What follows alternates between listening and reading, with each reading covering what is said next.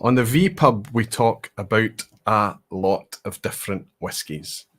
We talk about every kind of category, everything's fair game. And if it's whiskey, we're up for talking about it. But I can't recall a vPub where we've even defined whiskey by its colour. And I certainly am really curious to have about what Roddy's idea of a beige whiskey is. But that's where we're headed tonight. Let's help me banish all the technical issues that we suffered last week. It should be fine. That's where we're going. Tonight we're going to be discussing beige whiskey. I hope it's still going to be fun. I'll see you in a second.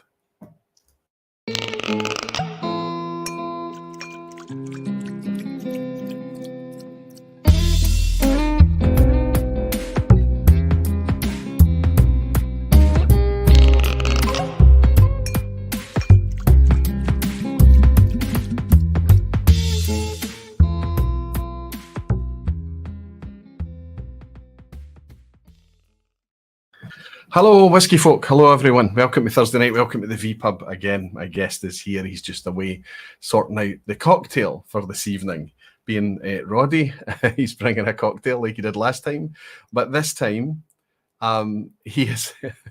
But this time he's not doing it live on screen. You might remember that he actually made the cocktail live and inadvertently made a reverse RodRoy cocktail with twice the amount of cast strength Ardnamurchan that otherwise should have been in there. He's mixed it in advance this time. The glasses have been in the freezer. And here he comes, cocktails in hand. But it's fantastic to see you all. It's fantastic to see everybody on a Thursday night. I can see lots of happy birthday messages coming in for me. That's terrific, fantastic. It's lighting up orange right now. How are you, my friend? That's my bartender. oh, wow, they're frozen. They look like a pink glass, don't they? Fantastic. Happy birthday, Louis. Well, thank you very, very much, my friend. What a treat this is, right? Having my own personal bartender for the night. Shut that door over.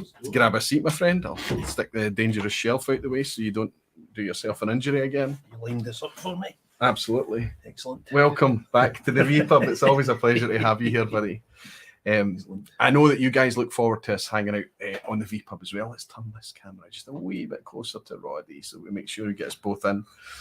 I like hanging out with Roddy. I mean, we've managed a couple now since post-pandemic. You know, you were here back in November for that session that I just referenced there. That was great fun. We started with a cocktail for that. It was messy, but it was great fun. And if I'm going to work on my birthday like I am tonight, then I'd rather work with you alongside me. I'd rather pull you in so you can do a shift with me as well.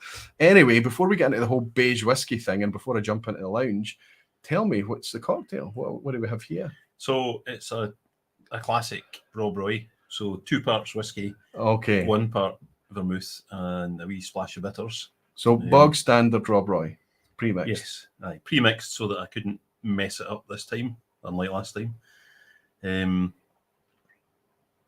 Oh, quite aromatic, clovey. It is, isn't it? Yeah. Orange peel. Mm-hmm. I knows everything. It's just it's bizarre. It's crazy that you knows everything. I'm not even nosing a cocktail. It's freezing cold as well, but it's delicious. Bitter and sweet and fruity. Bitter and sweet at the same time. Mm-hmm. Fruity. It's quite Christmassy in flavour. I wonder how many people would sip this and know that it was made by whiskey. Probably they would if they were if they were more sensitive to whiskey than I am. I think. I'm drinking so much whiskey all the time that the whiskey is almost non-existent in this, right? Can you taste whiskey in this? Because I think I think what you would like me to do is try and work out which of the drams we're going to have tonight has been used in this cocktail, right? Yeah. So this is a RodRoy made using one of the blind drams that I've brought along, the 3 beige whiskies.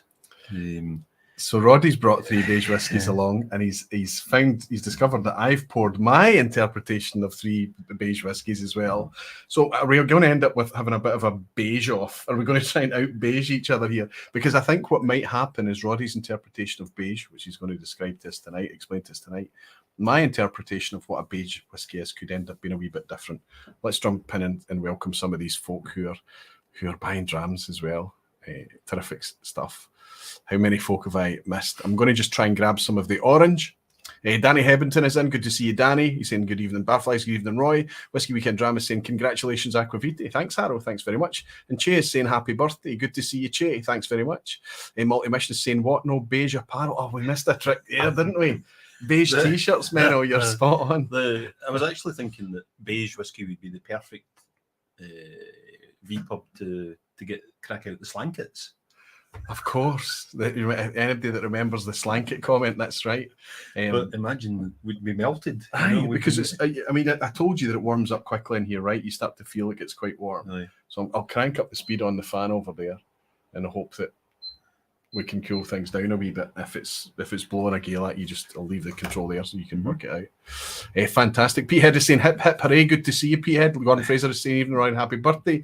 Just the tie on is probably sitting there naked, wearing a black tie for a formal affair such as my birthday. Good for you, Gordon. Thanks very much. Thanks for being in, my friend. Max is here. Good evening, Roy, and happy birthday, my friend. Thanks, Max. Wonderful to see you in. Stephen Davison. Hello, finally made it live again. Interested for this one after your previous comment. I wonder what you're referring to. I'm usually good at keeping up with that, Stephen, but I am glad to see you here. Connor Smith is saying, evening, Roy, Roddy, and Barflies. Oh, and happy birthday, Roy. Hope you're a few not so beige drams to celebrate. Look at all these drinks that's been bought for us. This is amazing. Or perhaps birthday drinks. Connor Williams has joined the Aquavite Barflies. Thank you very, very much, Connor. Anybody that is a member of the Barflies will notice there is a new emoji in town tonight. And I hope that, given the occasion and who sat next to me, that you use it heavily. I hope you can discover the new emoji. You'll see it in a second. Okay, you'll see it. Jason Bradford is saying, happy birthday, Roy. Have a great vPub. Thanks very much, Jason. Nice to welcome you in, my friend. Thanks so much. Jimmy Lego's bought us a dram as well, saying, it jumps. See this. See, now you see the chat jumping. This is why it's tough to keep up, because you think you're, and then suddenly it just does its own thing. I'm so happy to see Roddy. I have to buy a dram for you. Welcome, Roddy. Happy birthday, Roy. Jimmy Leg. Is that the new? That's the new emoji. Can you see? That is a Roddy emoji. Do you notice the tie-dye shirt you're wearing? No. So you have your own emoji. Oh, that's for goodness sake. See, I'm giving gifts on my birthday. I have to say a big thanks to Gregor McQueen. I reached out to Gregor because he's done emoji for the bottle chasers before in the exact same style, and I said, hey, do you think it'd be easy to do a Roddy emoji? And he said, I'm a bit busy just now. Next day in comes a freshly drawn. Look at it. The chat is absolutely flooded with Roddies. You'll get to see a larger. So there's the Roy emoji there, and there's the Roddy one. You'll get to see a bigger version of it soon. Thanks very much, Jimmy. See, if I was to put that on a t-shirt and then come on the vPub again, would the whole thing just implode? Exactly, that's right. It'd be like Inception, like Roddy wearing a Roddy full of Roddies in the chat. Whiskey Central Sheila's bought me a dram as well, in Mexican dollars. Fantastic, Sheila. Happy birthday, Roy. How much do I have to super chat for you to open a signatory Klein Leash cask 8687 1995? Perhaps a nudge more. I'm not sure if that's a beige whiskey. To be honest. That is not a beige whiskey, and I'll tell you a story. We had an event at the Good Spirits Company. We hosted a tasting. You nearly had a breakdown that day, you'll remember. Matthew was much better than me. Matthew was chilled. You were not. You were worried about the amount of people that we had and all the rest of it, but it was still a great tasting. And we left the dregs for you behind. And all of the bottles, the theme of the tasting was Epiphany bottles. It was myself and Scott and Bart from the Scotch Test Dummies. It was a great day and a great tasting. So many of you in here tonight would have been there. But the Klein Leash I opened was an 8687. The only whiskey out of those banger whiskies that we had that day that Roddy mentioned weeks after the event was that Klein Leash. And his words were, that Klein Leash brought a wee tear. So, I mean, it is a really good, it's not, I've got one bottle left, Sheila. There's a very, very specific plan for it. But I might raise a wee Klein Leash if we get there. Listen, we've got so much whiskey on the desk in front of us tonight. We might be struggling, but Sheila, thanks very much for your dram and your birthday wishes. Pete Welsh is celebrating being a member of the Barflies for 8 months. Pete, thanks very much for your support. It was great to meet you in Glasgow earlier in the year. Sandy McDonald has bought me a dram saying, happy birthday, young man. I'll take more of that, Sandy. Thank you so much, my friend. Josh Pence has bought me a dram. Happy birthday, dram. Thank you very much, Josh. I'm going to be able to catch up with this. Daniel Williams over in the Netherlands couldn't help but think of Billy Connolly's wee beige jobby. It's been in my head. It's been like a Billy Connolly earworm joke all week. Happy birthday, Slancha. I did catch your comment of the same, Daniel, as well. Listen, I hope I've caught. No, Swagger Bauer, I almost missed that one. Oh my goodness, and Graham Young. Graham Young is saying a huge happy birthday to you, Roy. So glad you can raise with Sir Roddy. Sir Roddy. Love the Roddy emoji. Cheers and see you soon, buddy. I'm not going to say that word. It's in the style of a famous plastic figurine, let's say. That's as much as we're going to say. Swagger Bauer is saying, cheers, Roy. Oi, oi, Roddy, and hello, Barflies. I know this will be good. Swagger Bauer, thanks so much for you turning up and being so positive, my friend. And Danny Hebbington is saying, happy birthday, Roy. All the best. Great to see the Rodster back on, and Slancha. Listen, thank you all so much for your huge generosity. The reason I'm only just raising, you remember what happened the last time that Roddy and I were on together? We took it, we went a bit quick in the first hour and a half, I think. We managed to get through it though. Yeah. See, I'm getting vanilla on this now that wasn't there initially. There was the spice and the orange, and now the vanilla's coming through. And even a creamy vanilla. Cream, yeah. And it's ice cream, isn't it? But it is fruity. A wee bit of cocktail syrup, like a tin of peaches or something, or peachy. Terrific. And it's got that kind of dryness on the finish. It's bourbon night is in. That's Chad and Sarah over at It's how amazing for you to drop in here. Nice to welcome you both. I hope you're doing well. How's our favourite whiskey without an e-drinker? Aquavita, it's your birthday. Happy birthday. Thanks so much, Chad and Sarah. I hope you're doing very well. Wonderful to welcome you into the vPub for a bit. Magic Lisak has bought us a dram. This is going to be tough tonight. I'll try and catch all these super chats, but we need to chat. And Magic is saying, happy birthday, Roy. I haven't been watching live for ages. Happy to be here tonight, raising a dram of RN10. Fantastic. And Karen, we know Karen. We do know Karen. Good to see you, Karen. Happy birthday. A new job. She just started a new job. Well, let's raise a glass to that as well. Cheers to your new job. Good luck in your new job. I want everybody to raise a glass, actually. But Karen said, happy birthday, my friend, to the legendary Roddy, sat here in Wales, sipping some drams with my dad, and you're on the TV. Terrific. We're on the telly in Karen's house with her dad, eh? Hello, Karen's dad. I hope you're enjoying stuff on us tonight. Karen's dad has been at the club, I'm fairly sure. Oh, has he? Well, I've not met him. And I would have remembered his Welsh accent if he's got such a thing. I think, only really because of visiting from Wales. Aye. But she brings them along as a wee guest. It's nice when we get guests at the club, I think, and see what they think about the Glasgow Whisky Club. Anyway, I want to raise a big dram, and I want everybody to light up the chat tonight, because today on my birthday, there's a new wee baby arrived, and I'm quite chuffed. Ben Clarkson, who we all know as Whiskey Geek, who's been on a few times, incredible palate, what a guy to just talk to. And him and his wife are celebrating the arrival of a new son. I believe it's a son, actually. I didn't check that. I think it's a son because they considered Roy is the name, tongue in cheek, of course. But if he said that, then that would suggest it was a wee boy. Anyway, let's everybody raise a glass and say congratulations to Ben and on your new arrival, my friend. I hope you and the missus are both doing very, very well. Cheers. Best kind of news, right? The new life. And Belmont Teeth is saying, cheers and happy birthday, my friend. Greetings, Roddy and Barflies. Take small sips, Roy. I think you're going to be busy. I will be busy. Roddy's here tonight.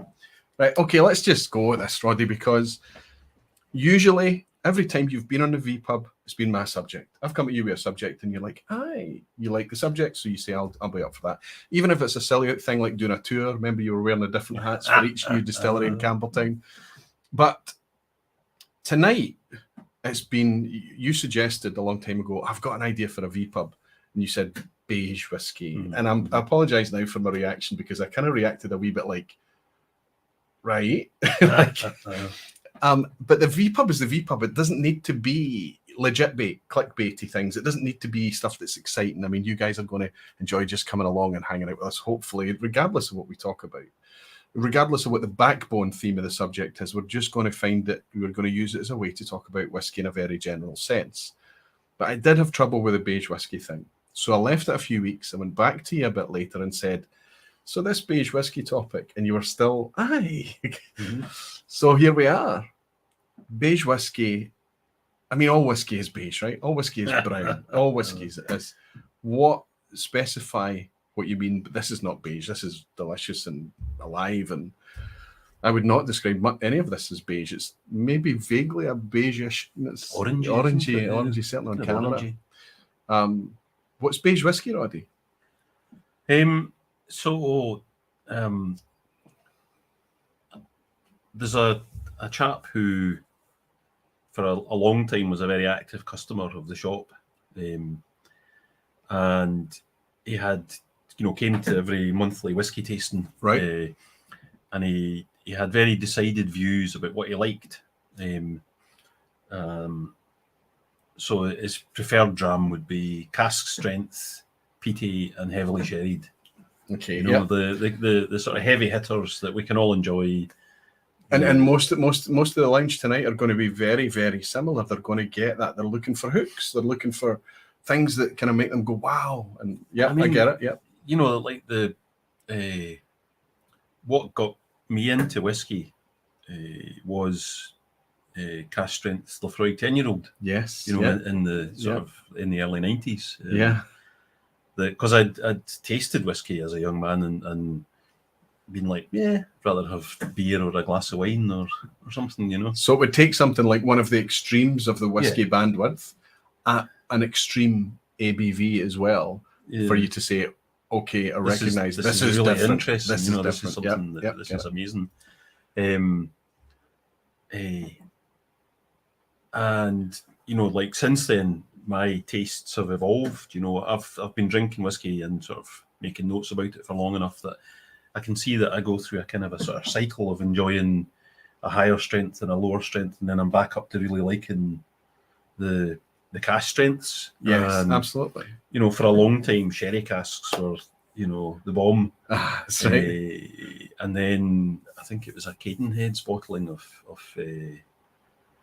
I can't remember, some Speyside or other that was a first fill bourbon barrel. Right. Yeah. And it really it just wowed me. And then I was exploring bourbon barrels, and then it is cyclic. It's very cyclic. And and then going into sort of tasting some very good older whiskies, like maybe a Glenfarclas 30, which obviously to get whiskey to that age and to be in a good balance the way that Glenfarclas 30 is, they're using refill barrels. Absolutely, yeah. If you look at the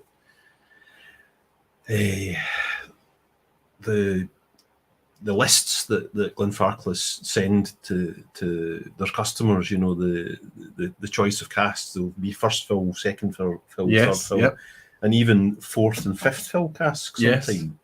Because they understand, because they make they've got whiskies going back even to the 50s. Absolutely. So they understand that to do that, it has to be 50 years in a first fill barrel is not going to taste a lot like whiskey, right? No. So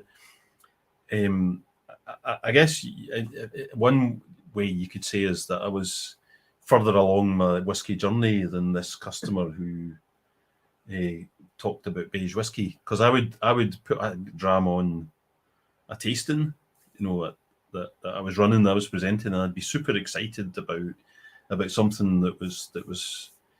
I mean, most of the things that we do in the shop are 46%, but maybe a 43%, and it would be refill barrels, and there'd be no peat, and he'd be like, "Why are you giving us this beige whiskey?" Right? I get it. I get it. Yeah. So it's the idea of drams that don't have peat and aren't cask strength and don't have a super active oak going on in them, and he meant it as as an insult. A bit of a dig. I don't want beige whiskey. I'm going to defend him just a wee bit though, because I'm not sure if it was snobbery. I think snobbery would be, I am not drinking this, but he's tried it, and his experiences in whiskey, he then tries it and he then describes it as beige. So we're not talking about somebody who just doesn't want to touch something out from a perspective of snobbery. We're talking about somebody that just, that level of whiskey is not going to, there's nothing in there to interest them. Yeah. Right. Yeah. But there was definitely the feeling that the implication that beige is a put down, but then beige is. We need to work on this, because beige is. I mean, if somebody it was difficult for me when I was writing this vPub intro tonight to come up with a context where beige could be positive. But we're going to try and work on that tonight. Sorry. You're fine.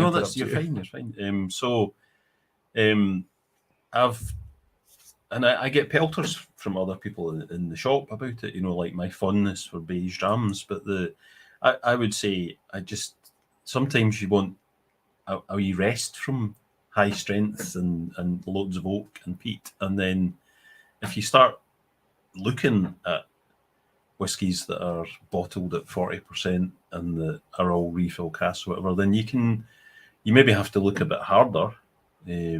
Or you need to adjust your expectations. But you can find things to appreciate in them.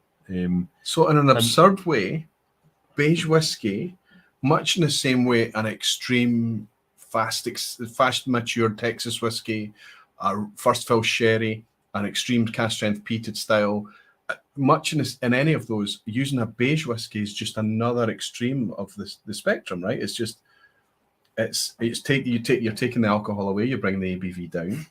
You're hopefully bringing the cask influence is going to be minimal through the use of a very little first fill, mostly refill or second, third fill casks, and maybe what the extreme that we're at, the way that you would describe it, if you wanted to substitute the word beige, would maybe be subtle. Would it be? Yeah, I mean, I would say yes, but then I'm aware that like there's value associated with these words. So somebody says beige and it's a bit of a put down. It's like having an avocado bathroom suite which was super trendy in whatever 70s, it was the 70s, but now that's like, oh god, you've not decorated in 40 years, and in the same way, subtle, like subtle's never an insult, like that's a subtle point you've made, or it's true, that's a subtle plan you've made, subtle's a positive word, absolutely. And it is more that you're at the other end of the whiskey spectrum, but like that end of the whiskey spectrum, 40% and refill casks and just negligible or no peat. That's an awfully big chunk of the market, And you're talking about 90% plus of the whiskey that's made. Absolutely. Whether it's grain or malt, you're talking about a whiskey that can be made as a mass market, enjoyable, easy drinking thing. Because 90% of the market are not drinking the whiskey the way that you and I, or even the folk in the chat tonight, are drinking whiskey. They're just sitting back and relaxing with a drink, often using it like this. When we were in November together, we tried our hardest to enjoy whiskey whatever way we could. We were doing great. Remember that mixed it with iron brew and all sorts of fun things. That was the one that didn't work, I think. No, I quite liked it. Am I misremembering it? We were a bit cautious at the end of it. I have to admit that I've since had whiskey and iron brew, but that's another story for another time. That's not a beige story. Confession. But most people are just drinking. So are we saying, and is there a kind of some demonstration that you've brought along tonight, because we've split your first dram here, that you're going to bring, you've brought along some beige. I've just brought along my definition of beige whiskies. Okay, so what I've got is dram 2. I know for sure that that has categorically been declared to be a beige whiskey by, I don't want to say his name because he's the gentleman that kicked it off. So that's fits his definition of beige. Okay, and like the first whiskey, I think it fits the definition as well, because it's it's 40%, it's refill barrels, or mostly refill barrels. It's there's negligible or zero. So it's this, is it? Yeah, it's the one with the blue dot on it. Right. So this is where the cocktail's going to be here, and I know it's going to get warm, but that's okay, because if I hit that cocktail tonight, I might not be. Well, you have to keep some of the cocktail, because part of the fun and games is you have to try and figure out which of these beige drams, these 3 beige drams, made this delicious drink. Perfect. Peter Morris, good to see you, buddy. I relate with Roddy in terms of journey with beer. I used to go for only these craft extreme flavour beers, but nowadays I value having a quiet pint. Why not the same whiskey? I wish I could remember the name of it. I got a message from a new patron who gave me the exact same story. Sick of beer, the extreme stupidity of candy flavoured beers, and he doesn't want to have a drink of candy floss. He wants to drink beer, and I get it completely. A pint of cask ale. I missed that. It jumped. There it is. There. Barry Cullen bought me a dram. I didn't want to miss it. Happy birthday, Roy. I usually catch up in the replay, but wanted to pop in and buy you a wee birthday dram. Slant you, Barry. Thank you so much, my friend. Cheers to you. Thanks for the birthday dram. And David Hong as well. I want to catch David's as well. He's just saying happy birthday. Thanks very much, David. Cheers. So this is our first beige, no, it's our second beige whiskey. Well, you poured one. Yeah, initially. We had a wee warm-up dram that was very beige. And let me tell you how beige that was. See that first dram, like in my initial comment is, well, it's whiskey, and then I couldn't see much more. But then with time, I was seeing a good maltiness, and there was an interesting kind of oaky spice. And you said you thought it was a bit thin. I thought this was thin. Aye. I thought. Sorry. I did say my first one was thin. I also think this is a wee bit thin, but I found this to be a wee bit more tasty. Right. I need to say this because drinking this cocktail should, in a lot of ways, break down what we taste in whiskey. But I've had a couple of sips of this before we went live, and I can taste much nicer things in the whiskey now after sipping the cocktail, which is absurd. It's not what you would expect. However, I'll show you. Well, we had it in this. This is all that's left. I've got a wee dreep left. You don't. The meat is dribble. I googled beige whiskey. I just typed in beige whiskey, and I clicked on images that came up for beige whiskey, and I'll show you the results here. Will I tell you what my guess is before you reveal? Right. Okay, and I'll guess what this one is. Then go ahead. So, my guess that this is Cardew Gold. Cardew Gold Reserve. Yeah. Oh, it's not malt. It's not malt. It's not malt. It's quite thick then. Well, I'll tell you, I hope I've still got this window up here. Here it is. I googled beige whiskey. Look at that top line of images. Teachers. Glen Burgie. Teachers. Edredar is not beige. Teachers.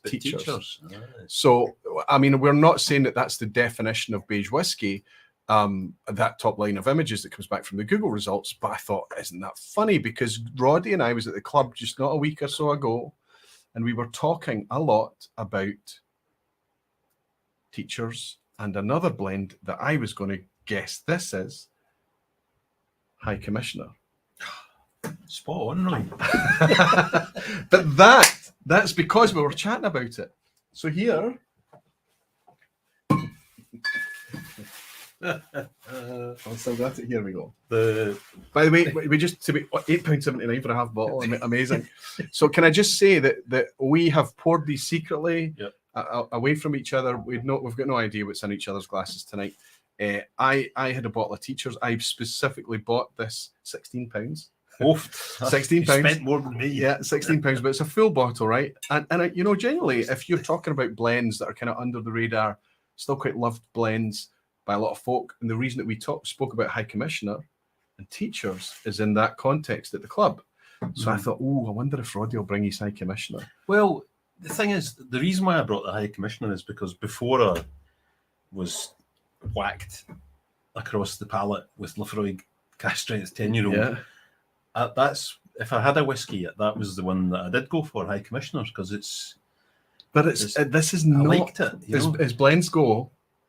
So this is less beige from my definition of beige. From my definition of beige, if we talk about the beige descriptors like vanilla, toffee, caramel, malt, honey, that kind of thing. I know that we don't want to dwell too much on that tonight, but those are kind of flavor descriptors that you could pretty much apply to so many whiskies that you drink. But there was a wee bit more in this. I felt that there was a bit of richness in this. There's a wee bit orange that I thought might have been coming off of that, a wee bit of spice, a wee bit of delicate spice. Where the Teachers was bubblegummy, this is not. This has got a kind of strawberry bonbon type confectionery side to it. I felt it was just a wee bit more flavoursome. That's interesting. That you like. So first of all, I thought the Teachers was had more texture, more body than the High Commissioner, and the Teachers seemed maltier to me. But there's an interesting kind of like a mineral note in this, which I guess is maybe the trace of smoke that they use. Well, in Teachers or in High Commissioner? In the High Commissioner. Well, look, they're both high in peated malt. Now, we were just chatting, but was before we went live, and I wasn't getting a lot of peatiness. You know, they do keep the peat, you know, for people that are much more sensitive to smoke than Roddy. And this is why we need to go back to beige. But this is what we're talking about, because I tune out smoke. And I think if they used a decent proportion of sherry cask to give it this colour, that's not what's giving it this colour, by the way. Absolutely not. But the suggestion here is, if they were using sherry casks in it and this kind of product, we would not taste the sherry cask. Am I right? Because it's just part of the kind of savoury, and there's not going to be a lot in here, let's be honest. But if we move back to beige whiskey, we could maybe recalibrate our ability to detect smoke or to detect these, because if you have extremes, it's a bit like if you have a spicy curry and you demand that it's hotter and hotter and hotter each time, eventually a mild curry, you're going to be like, this is a beige curry. Yes, I don't want this curry. Absolutely. So that's interesting. I'm already starting to come round to the way that the Roddy mind works. So would you pick the teachers then over the High Commissioner? I'd actually, so I like that, what I'd call a mineral thing, which I guess is the smokiness in the High Commissioner. But I think the teachers has got a maltier, broader body. I like aspects of both of them, you know. For me, if I was to pick one to sit and drink, it would be High Commissioner. This is a tastier whiskey to me. I'm not going to go into. I think you're probably right about the malt and the texture and things, but from a flavour perspective, I think there's a wee bit more in this. I'm not going to drink it all. I'm going to move on to my second beige whiskey. I've got a whiskey here that is ridiculously beige. I think ignored. I think a wee bit abused by the community generally because of where we are. And it's not snobbery. We're not going to talk about being snobby because we've decided we like 46% and above. It's not snobbery. And it's not because we've had two together and decided that we want like one over there. It's over our experience of drinking whiskey over years that our preference tilts towards things that haven't had anything taken away and haven't had anything unnecessary added. Okay, malt whiskies that's not been chill filtered, not had colour added. More ABV, maybe with a wee bit of maturity about it, but as we're tasting that some of the newer distilleries that's coming along, we're not even that fussy about that. We're quite happy to enjoy well-made 3 and 4 year old whiskey. However, I feel that tonight we're going to focus on anything goes. Anything. If you can categorize it in some way as beige, we'll explore it tonight and talk about what I think makes it beige. So this is a purple dot so that we can keep track. We've coloured our whiskies tonight, but you have no idea what's in this. We've just taken the lids off of this one. Oh my goodness, remarkably different nose, right? You talked about getting a lot of malt on the teachers. This is like sticking my nose in a mash tun. It's literally like porridge or porridge, isn't it? Cereal. So that's amazing. I don't think that if we hadn't gone the blended route to sip the blended ones first, would I have found this to be as malty as I am? Don't know. Probably not. I'm sorry. I'm going to just say it because you don't say anything. You say the things that you detect, and even if it's dull and boring and it's ubiquitous, honey. And a wee bit of soft spice. I think it's the spice that I find. Oh, it's quite dry on the finish. That's out. Minerally, isn't it? Dries out. But it's for me, it's the spice that catches my attention. I see the porridge thing. Yeah. The honey I'm not getting. I can say sweetness, but it's not honey or syrup or icing sugar. Clear runny honey for me. So a few weeks back, there was no maple syrup is my thing on a pancake, right? You'd love it, a fruit and maple syrup on a pancake. There was no maple syrup, and I took the clear runny honey, and it kind of caked a bit hard, dried, but there was still some of it was quite liquid, and I managed to get it onto the pancake. It's just not the same. It doesn't taste the same. That's what it's reminded me of. Right. I think honey's a wee bit divisive. There are some people that love honey, and other people like me that I can take it. It can catch your throat. You know, there's something in honey that just sort of like is slightly aggressive. There's a diversion. I met an interesting guy decades ago through my job. Really fun guy. He's Italian, and he would travel and suffer from allergies and get sick when he traveled and things, and he did it for a living, so it was a problem. And one of the hacks that he'd discovered, I've not actually tried this is an anecdote, is that go to the place that you're traveling and go and buy immediately, as soon as you can, go to a market and buy local honey and eat the local honey with your breakfast in the morning and acclimatise to the local flora and fauna through eating the honey. This was his theory. And to me, in my semi-drunken state of hearing this, I was like, that makes perfect sense. That's amazing. And the next morning I got up and it was in a town in southern Italy, and I went looking for honey and I couldn't find I went everywhere. Honey. That's the downside of that plan. If you can't get the honey, no, we don't have honey. We don't have honey. And the only honey I did find was like Gales or something that we could buy in the UK. It's like, yeah, that is honey, but it's not what I'm after. If you any artisanal honey. Jason Bradford is saying, smash the like button to wish Roy a happy birthday, and he's bought me another wee dram. Jason, that's your second tonight, buddy. Thank you very, very much. And Mamuka, sea chumps. 1977, happy birthday, Roy. Health, wealth, happiness, and peaceful sky now, and for many more years to come. Amen to that, my friend. Thank you so much for your dram. And Peter Eichen as well. Happy birthday, Roy. We'll catch the rest on replay. Great discussion as always. Peter is in Australia, so he's dropping in very early hours in the morning. Peter, Mamuka, and my friend Jason, thanks for your dram. Cheers. Now I'm starting to see the honey. It's I would have to say that this I think qualifies as beige though, because I'm having to work quite hard to pick flavours out of this. You know, the first two were more talkative. You know, this one is awfully quiet. When we were in the car, we talked about it being unpeated tonight. And when you were talking, I thought, oh, I've made a mistake then, because the opening dram. The opening drams of ours, your blend, your High Commissioner, and my teachers both are peated, but I didn't detect a lot of peat. However, what's happened coming from the flavour of that? If I was going to take one dram to the couch and drink it for the rest of the night, I'm going to take this one. Really? Absolutely, really. James. And it's, for me, it's about that. There's a togetherness. So where I was getting a kind of thin. Honestly, I knew I was drinking a blend, and I had a high suspicion I was drinking a blend when I was drinking your first dram as well. But I convinced myself I could taste it too. So the kind of it sometimes comes across as nice. A wheat whiskey typically has a wee bit of a spice, like a wee slight effervescence to it, but it can often be joined with a thinner palate. Whereas the spice in this is much more kind of cooking spices, and they're not obvious, they're not overt, but they're quiet and they're there and they're part of the drink. And also this whole, I'll tell you that this is low ABV. This is a beige whiskey. It's a low ABV, but it's one I'll always have here. Looks like doesn't have that orangey cast that says E150. I think there's a very good chance it's natural. Right. So it might mean that there's a wee bit of first fill in here to give it a bit of a colour. But it's certainly a large scale vatting.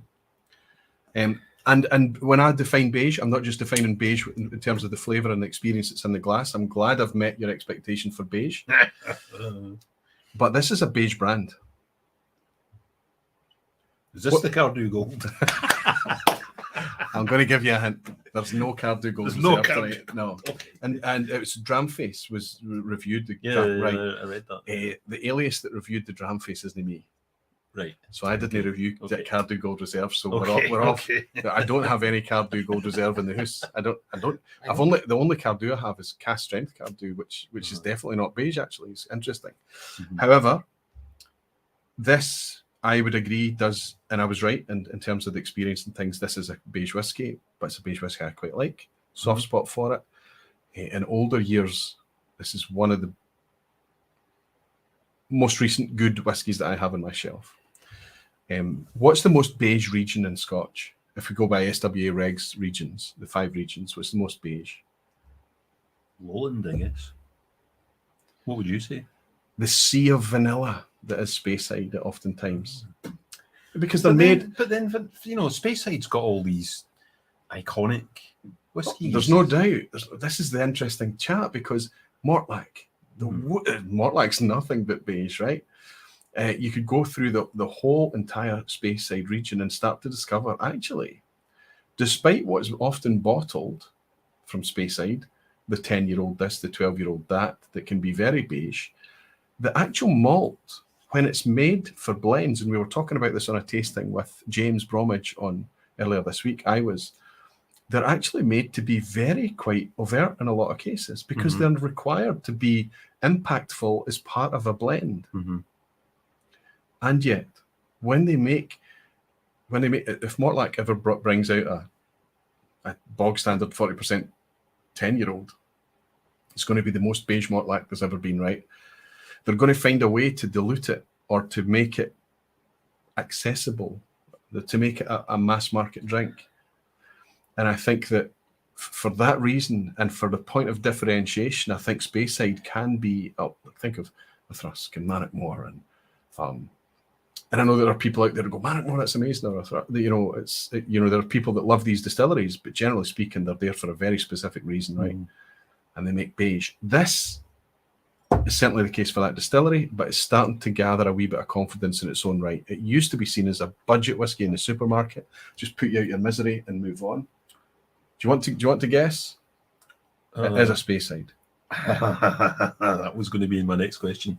So, a budget supermarket whiskey, Glen Burgie? It used to be, but it's not so much in supermarkets now. You can still they have one called Bradenorach. Oh, Speyburn. Yes, but this is not the Bradenorach. This is their 10-year-old. Fresh bottle just opened tonight. Speyburn 10-year-old. It used to have it's not, let's see if it focuses on the bottle like it just did there. It briefly did, didn't it? But we wanted to come back and focus on us because I was having a hell of a trouble last week with this.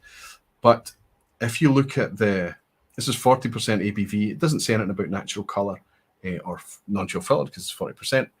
If you look at the 15-year-old, it's fully natural, it says on the label. 18-year-old, fully natural, says on the label. Really big, heavy, gloopy, big hitting, delicious malts that show you the difference that 46% presentation makes, and 5 years extra maturation, honestly, is a minimum. But this, I used to have Glenfiddich 12 on the shelf all the time, until it just went a wee bit too, dare I say, am I saying beige in the same context as the guy that walked into the shop? I don't know. But it just went a bit too... He would have said that Glenfiddich 12 was beige. Yeah. He would have... I found this to be that, but more interesting, and I swapped it out. And the other one is actually from the same company, actually, is Inverhouse, is their Anup 12, which I find is a very interesting 40% whiskey. So if I'm going to have a 40% whiskey on it, I want it to have a wee bit of interest. So, but you're not picking that out tonight. You've decided this. You declare this as beige. But interestingly, though, and this ties back to what we're doing with this cocktail. For Burns Night, for the shop's newsletter, we put together some products that we were wanting to sell. Yep. And we also came up with a variation or a version of the classic cocktail, the Bobby Burns. Yeah. Which is Scotch whiskey and vermouth and Benedictine and something else. Okay, maybe that's the one you need to bring next time. But that was the whiskey that we made it with. Speyburn 10? Yeah, we tried a variety of different things, and we wouldn't have used the Speyburn 10 because it was me that was making it, and I'm like, no, Speyburn won't work. It's beige, Right. But then made the drink anyway, and just like the way that this, I think, is a brilliant drink made with a beige whiskey. The Speyburn to me was not. It's I wouldn't buy a bottle for myself. It's not talking to me. I'm not picking out the kind of things that you are. But it made a great mixed drink. What I will say is that this is a fresh bottle. I took this to a was it a barbecue? No, we just ate food outside a party. I took us to a party. What's the difference? I know. Well, we didn't cook the food outside, so the food was getting. We just took it outside. It was, the there's pandemic has meant that there's a lot more al fresco dining happening in Scotland, right? You know, with hoodies and puffer jackets and fire pits everywhere, right? Oh man! But we did that, and I took out my last bottle of Speyburn 10 along, and it went down quite well. And when you leave, you just leave what's ever left in the bottle. Yeah. So this is a fresh bottle that was opened tonight. So I wonder if it's interesting. Do you find that there's such a thing as a tight pour from the neck of the bottle? A neck pour, the legendary neck pour. Yeah. Yes. Aye, definitely. Good. You know, you need to get scientifically. They cannot decide. They cannot fathom if they measure what comes out of the glass from a fresh bottle versus what comes out a few weeks later. It's the same thing. But we know there's a difference. No, there's definitely a difference. You know, a neck pour versus that middle chunk of the bottle. Yes. And then, you know, if you're slow drinking it, the heel can go a bit flat. It can. But I quite enjoy the taste of it. Well, I don't mind it going a wee bit. You know, but I know neck pour, definitely a thing. Yep. My colleague Eastman, ex-colleague. Yes, I remember Eastman, yeah. Lovely chap. But, you know, we'd be opening, you know, fascinating rare whiskies for tastings, and he'd be like, why do we have to drink the neck pour? Yeah, you know? Yeah. It's a thing. And I'll say another thing as well, the neck pours, and probably down to the shoulder of the bottle, you remember those drams. And you remember those drams. You can have a hard time remembering these drams. It's true. And you just pick up the bottle and it's something has happened. Mm-hmm. The whiskey fairies or something coming tonight. Anyway, the cocktail speaking now, I'm getting crazy. I will try and keep. We've got 2 chats up tonight, so I can try and keep up. Lunara is saying it was more than 10 degrees, so the Scots are outside. That's the truth. It's true. In fact, I was outside as comfortable as I've ever been earlier. We had lovely weather earlier in the week, didn't we? It was gorgeous. And I was in a t-shirt and thinking, this is my perfect weather. What temperature is this? And I checked the temperature on my watch. I don't believe it.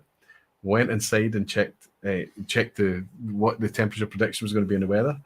I agreed with my watch. Still didn't believe it. Went into the car and started the car just to get the kind of outdoor thing. And they all agreed at 13 degrees. And that was good for you. And I was, because the sun was out. So it doesn't matter about the air temperature being cool with a warm sun. Mm-hmm. It's just, I worked out as anyway, a slight digression. The weather's been good up until the last few days. Doc is in Macallan Fine and Rare. How did Frankfurt go on tonight? Somebody tell us, how did Rangers finish tonight? It looked like the Rangers was doing very well. We need to find Helen. Helen is in tonight. So if Helen is happy, because her husband Andy's down in Milton Keynes, but a huge Rangers fan, the chances are if they're happy, Rangers are going through. How did Frankfurt? We're doing quite well.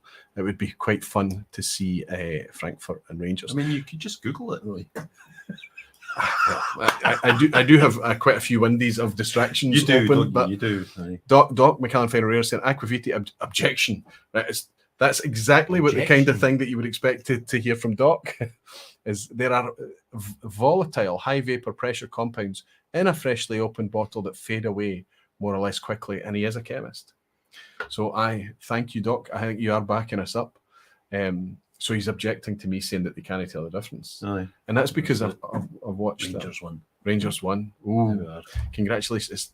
We were saying earlier, it's not Rangers only my team, but I'm chuffed. I'm chuffed to see a Glasgow team going through to the final. That's terrific. And my wife was cock a hoop. She was doing cartwheels when Roddy came in earlier tonight. Anthony Dunn has bought me a wee dram to say happy birthday. Many happy returns. Thank you very, very much, my friend. Thanks, Anthony. Thanks to you. And there's lots of orange coming up. Now, look up Doc knows the neck pour is different, says Jimmy. Like, absolutely. Final is Rangers v Frankfurt. It's a perfect setup, buddy. You're Calvin's dad, Roy. Calvin and Hobbes. You'd be a Calvin and Hobbes fan. I loved it. And I loved his dad. Calvin's dad is probably my favourite character. Used to... So Calvin would say, "Where does the sun go at night?" and things like that. And he'd say, "Well, people talk about this." I said, "Look, it's no bigger than a. I don't know what he used as a coin. He used I guess a 10-cent piece of dime." He said, "Look, it's about the same size as that." He said, "Just the nonsense he would tell his son." Brilliant. Rangers did it 3-1 in aggregate, so they actually got a 3-0 result tonight. Fantastic, Roland. Thanks very much. Hellswood is saying absolutely ecstatic. Roy, Frankfurt and Rangers final. So it's going to be. Interesting, and I bet you it's on a Thursday night as well. Oh no, maybe not. maybe being a weekend. Look, there was James Forbes. Can you not just revolve the bottle before opening it? Can you to negate the neck pour effect? Oh yeah. That's right. It's not the neck pour. If that's my friend James, then that's him trolling us. Probably. Well, I put it to you, James, and you. This is an interesting thing because I know it's a thing in wine. Bottle shock. I think that's a thing in spirits as well. Yeah. When I would receive, who was it that sent me a pack? It was a very well put together plush pack. Waterford, new make from Waterford. Right. And they said, if you've just received this, put the bottles aside and leave it for 8 hours and then sample a whiskey. I think that bottle shock is genuinely a thing. There's definitely. 1 or 2 bottles I have to, in the Speyburns included. The Speyburn arrived today for this thing. So that's it. Windy. Noob. So if we leave the Speyburn, Bottle shock and the neck pour, what are you doing to me? So there we go. But it's not what I'm doing to you. It's, we talk about it so that these people can benefit from my stupidity. Sachin Kent is in. Good to see Sachin. He's saying happy birthday, Roy. Bought my dram as well. This is also tremendously. This is not normally like this, as you very well know. It's amazing. Hellswood has bought me a wee dram as well. Thank you very, very much, Helen. And Dennis Jones has bought me a dram as well, saying happy birthday. Dennis Jones, I wonder if that's a new name, my friend. I think it might be. But thank you, Dennis. Thanks, Helen and Andy. And thanks to Sachin as well. Thank you. So let's bring on your next beige. Okay. So this is, I would definitely say this is not beige, but this is one that the unnamed originator of the beige put down definitely as beige. Yeah, this particular dram. Is this the dram that defined the beige? This topic. This is it's probably a shame because the gentleman you're talking about is very unlikely to be watching what we're doing tonight. Aye. With over 300 folk and sitting, and it would be quite fun for him to understand what he started with. Aye, but as I was telling you, he's got small children that make that tricksy. That'll get in the way. Okay, they do, don't they? Aye. So, oh no, this is not beige. It's not, is it? I think there's sherry cask in this, and if it's not sherry cask, it's a very active. There is. I'm getting relative to what else we've been drinking tonight. Yeah, I'm getting a good dose of sherry in this. This is even really quite nice. I think I recognise this, Roddy. Go on then.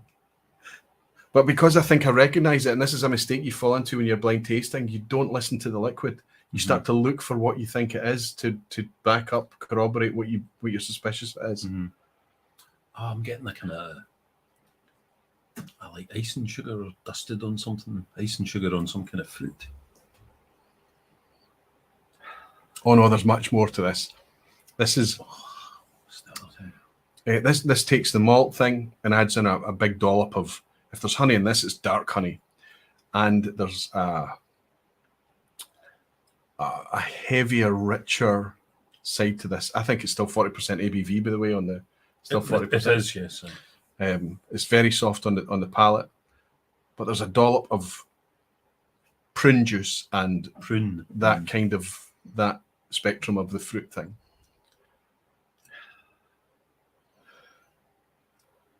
Maybe something figgy as well. I'm fairly sure that there's E150 in this. Is this a Highlander, Roddy? Opposed to no, it's a Speyside. It's a Speyside, aye. And you didn't start with it's a Speyside. No, I didn't. But I think so. I thought this was Glengoyne.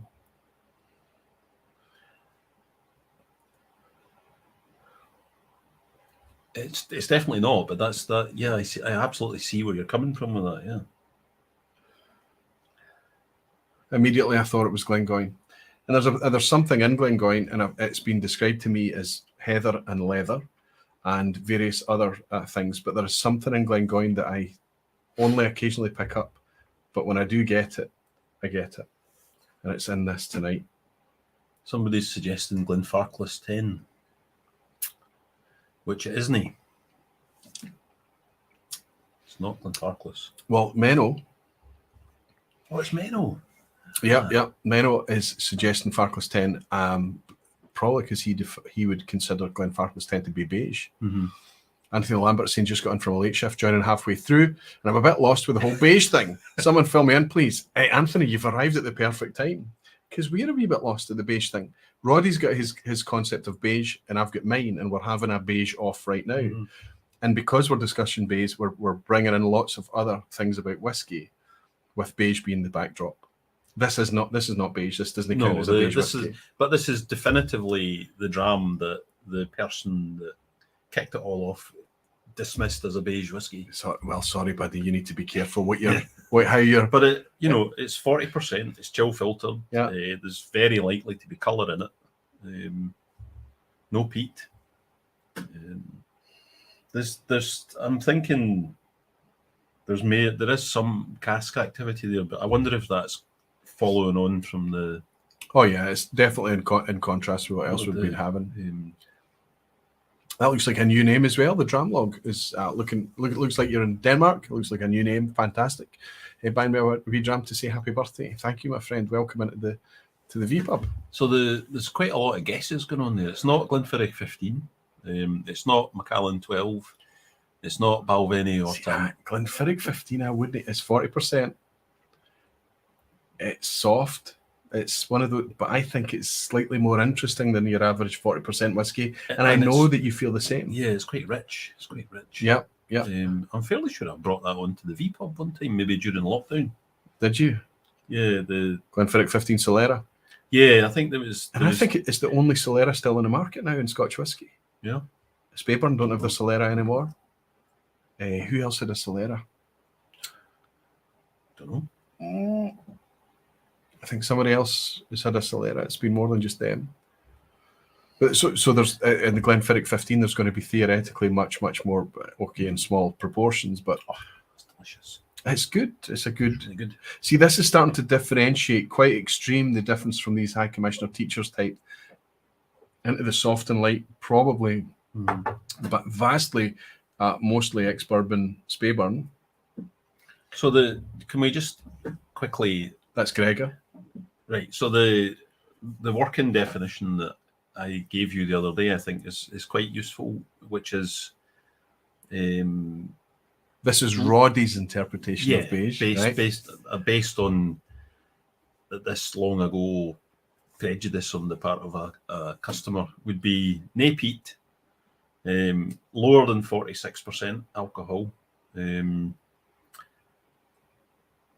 very lightly chill filtered in all probability, and mainly refill casks, not a lot of active wood.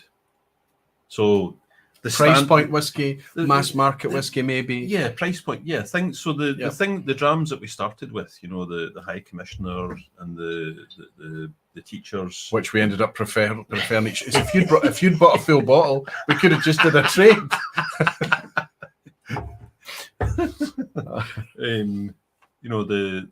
So it's the whiskies that most of us. Glen Burgie has a Solera. Ben, thank you. Yeah, the whiskies that most of us mostly don't drink because we're pursuing the hooks, the extremes, the big bold characterful things, and by the way, we're in no way are we encouraging people to move away from those wonderful things. What we're trying to do, I'm thinking, and I guess Roddy's going to bring us to some point at some point. The reason that people are confused over what beige is because the 90% of the market is based on this category that you put it in front of a malt fan and experienced enthusiast, they're going to declare it beige. So is there a value in these whiskies? Because you hear me going on about refill cask. Refill is my favorite cask, is a refill cask. Usually refill bourbon, but it needs a lot of time. Yeah, it needs a lot of time. It needs teenage years minimum, and it needs a good malt to go into that refill cask in the first place. So there's lots of other caveats as well. Even when it comes to sherry, the best sherry whiskies I have are 2 decades in a refill sherry cask. Now, that's not to say that you can't have wonderful first fill sherry. Worst fill sherry, full maturation, first fill sherry, full maturation, or finishing. You can have all of it can be wonderful, but I'm just saying generally in my experience, that's where I've had the most kind of epiphany moments, quiet moments where you just want all the noise in the room to go, which it does, and just this is an amazing thing.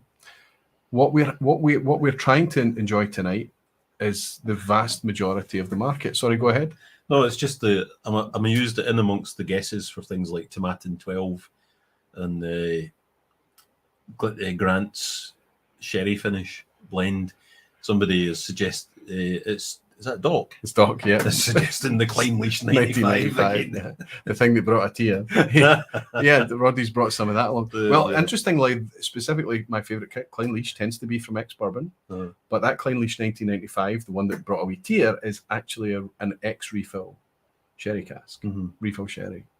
See that Jimmy Legg there saying my definition of beige is forgettable. That's kind of what, before we started and at the start of it, it's like if it's hard to describe the whiskey, that's a useful definition of beige. But then you get into the territory of the whiskey speaks more to one person than it does to the other. The way that you were seeing more in the more flavour in a high commission, than I was. Yeah, so there's that. Yeah. And it's also to do with contrasts as well. Yeah. The order that we are tasting these in. Do you want to know what this is? I think we would all like to know what this is, but I'm going to have a guess. Go on then. I think this could potentially be, and actually, before we do the reveal, so this is the same brand. We were tasting Dram 2. I numbered them all. No, focus. So this is Dram 2A. I don't know how to do this camera stuff. I just offer it up to that camera there. Yeah, this one. And if our faces are out the way, it might focus on it. But are you just trying to show that it doesn't show anything? No, sorry. It says 2A. So this is the same brand, but there's a very nearly the same presentation. But there's one difference, which I think pulls it for most people into. It's a big pour. Oh, sorry. Oh, don't apologise. It's a small glass, Pulls it into. Oh my goodness! Pulls it into not beige territory. So, but then the thing is that we both agreed that this is not beige. The first one, not beige. So this is a strawberry laces, a wee bit clove, higher ABV, of course. Two expressions of the same distillery. So that gives you more clues. Well, what I was going to suggest is now not what I'm thinking. Yeah.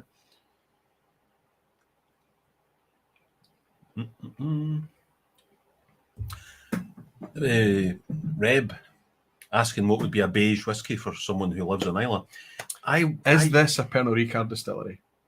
Yes. Is this Glen Burgie? Yes. 2 for 2. Let's keep more of that coming tonight.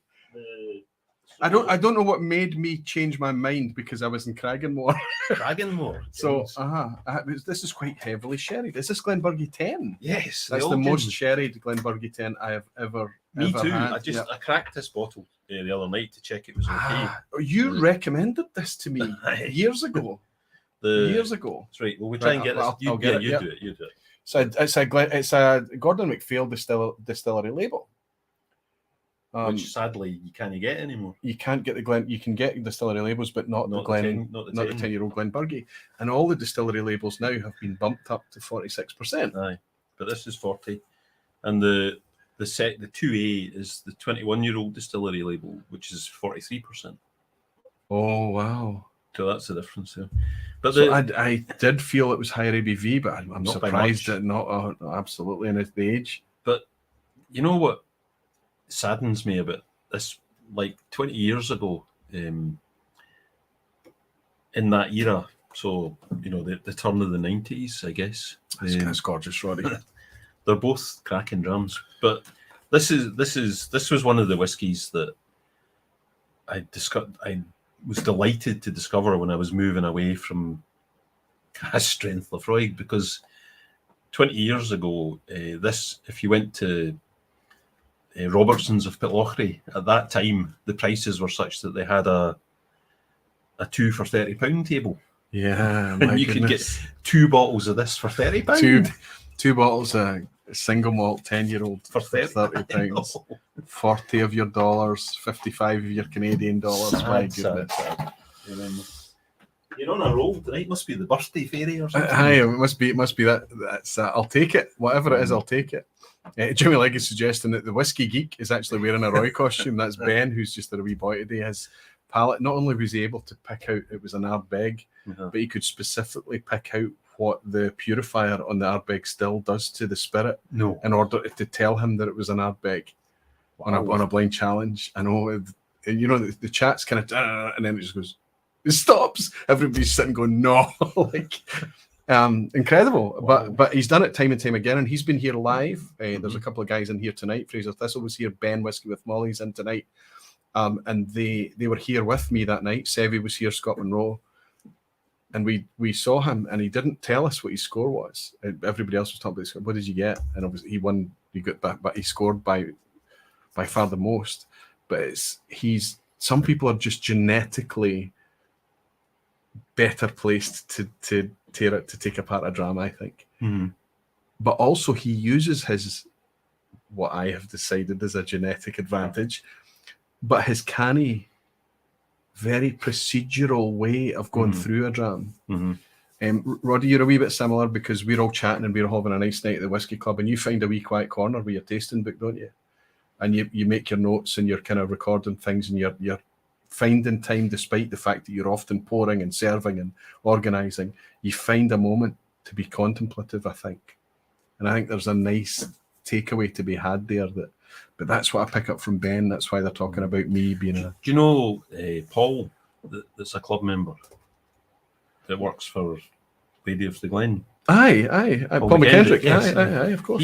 He's got a terrific palate.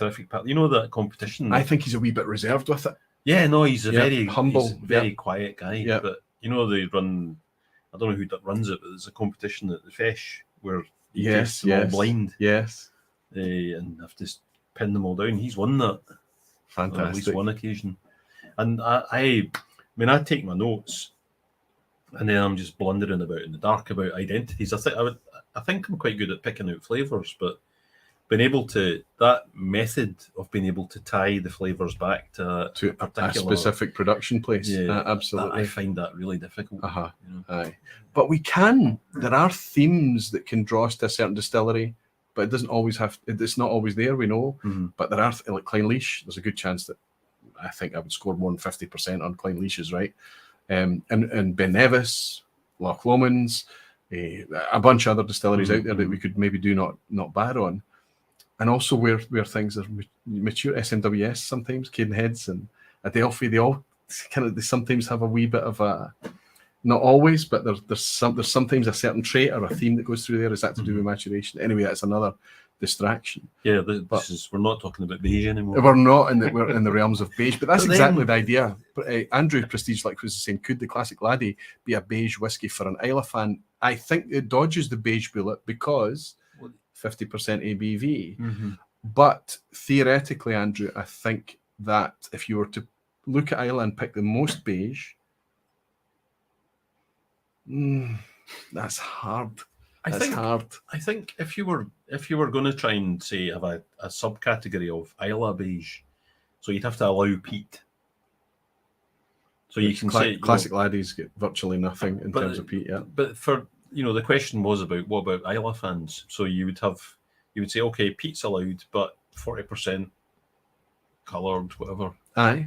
So then you're probably looking at Bowmore 12, but it's no beige. There's lots of things, and I'm not talking about positive, negative here. I'm talking about trying to define beige, right? Because I'm not very positive about Bowmore 12. I've got Bowmore down there that's gorgeous, by the way. It's official bottling. I need to, before you go home tonight, maybe get you to try it. But Bowmore 12 is not representative of what Bowmore makes. I think you might agree with me on that. Yeah. And even in the condition that it's proffered to the mass market, the dark colour, the 40% stripped away experience. Smooth, sippable, easy, accessible, whatever you want to call it. Price point probably is the most accurate. It's not beige. You couldn't describe it as beige. Maybe if we're going to try to keep beige as positive a thing, I think Andrew, because I'm quite a fan of the classic laddie most of the time. It does batch variation as a thing, but Ben got them all right by just nosing them on the semi-blind tasting. He hadn't tasted them and got them all right. That's ridiculous. He's an arse, isn't he? I love you, man, and this is a very happy day for you. But I'm still jealous of your olfactory system. To be honest, he's a lovely guy as well. He's a long way away from being an arse. It's just pure jealousy that would make me state such a thing. My turn now. Am I ready to go into my next beige whiskey? Okay, absolutely. Before we start on it, do you think it's either of the first two that's in the, or do you want to taste the third one before you decide? Okay. You know, what does either of these drams seem to be a candidate for the cocktail? So that was the High Commissioner or the Glen Burgie 10.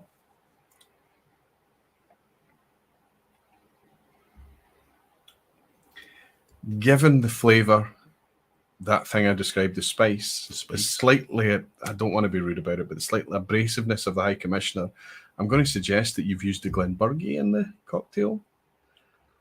No, you used High Commissioner, didn't you? Well, I was asking if you'd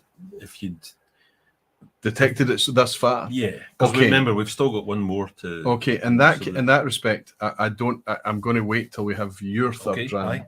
Will that cocktail last? It'll last till then, right? It'll need to, because I emptied the bottle, so we need to.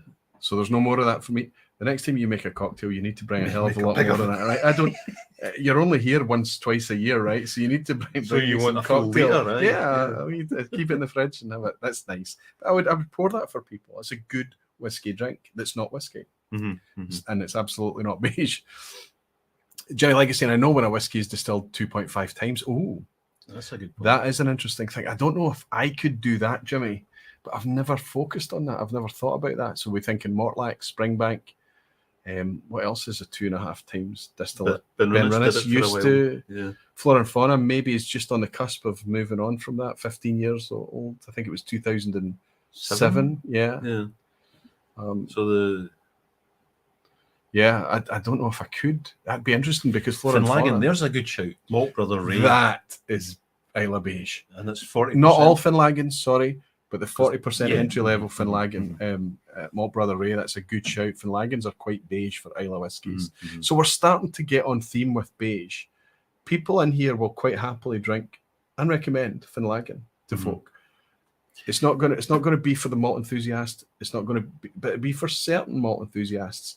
And it's also going to be a softer way to kind of introduce people to a style.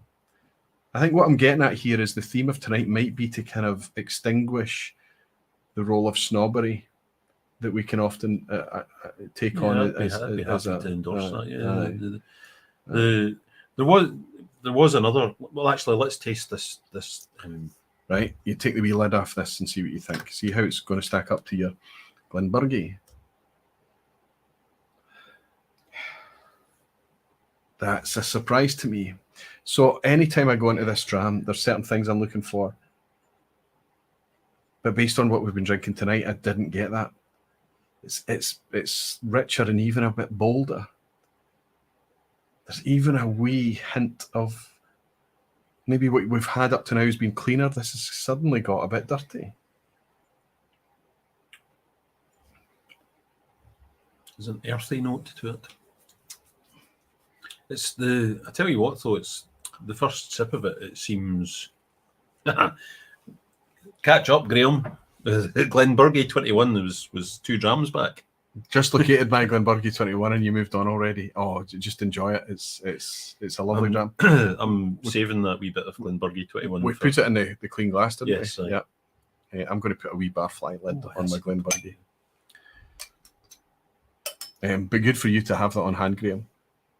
I'm going to bring Graham into the shop to meet you. He's coming over in a few weeks' time. Graham Young. Excellent. A gentleman. P-Head is saying Mortlach 2.81. Aye, absolutely frank.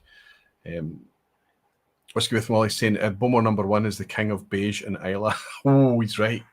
That's the non-age statement. Yeah. That is the price one. Ben, I think you could have a point there. Beige whiskey is like pornography. I can't define it, but I know it when I drink it.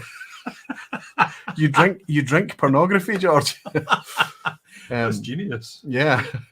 I don't know what it is, but I know it when I see it. Aye, absolutely. Yeah, definitely. And Greg is Watchman 999. He's saying surely the Elach has some beiginess to it. I would say yes. The bog standard Elach, yep. Although the cast strength version is really quite delicious and a step up. The cast strength version is a belter. So he's now describing the cast strength as brown.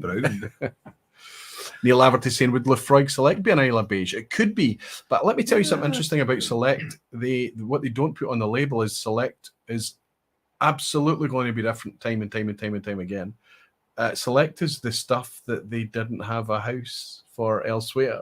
Select is the other stuff, and it's the randomly, they don't even mind, it seems, at Lefroy that Select is going to be different time and time again. Get somebody with a Lefroy t-shirt to say that to you, though, and it's going to be hard. So if it was purely marketed in Scotland, it would be Lefroy Gubbins. Aye, it would be Lefroy, the dregs, but still drinkable, right?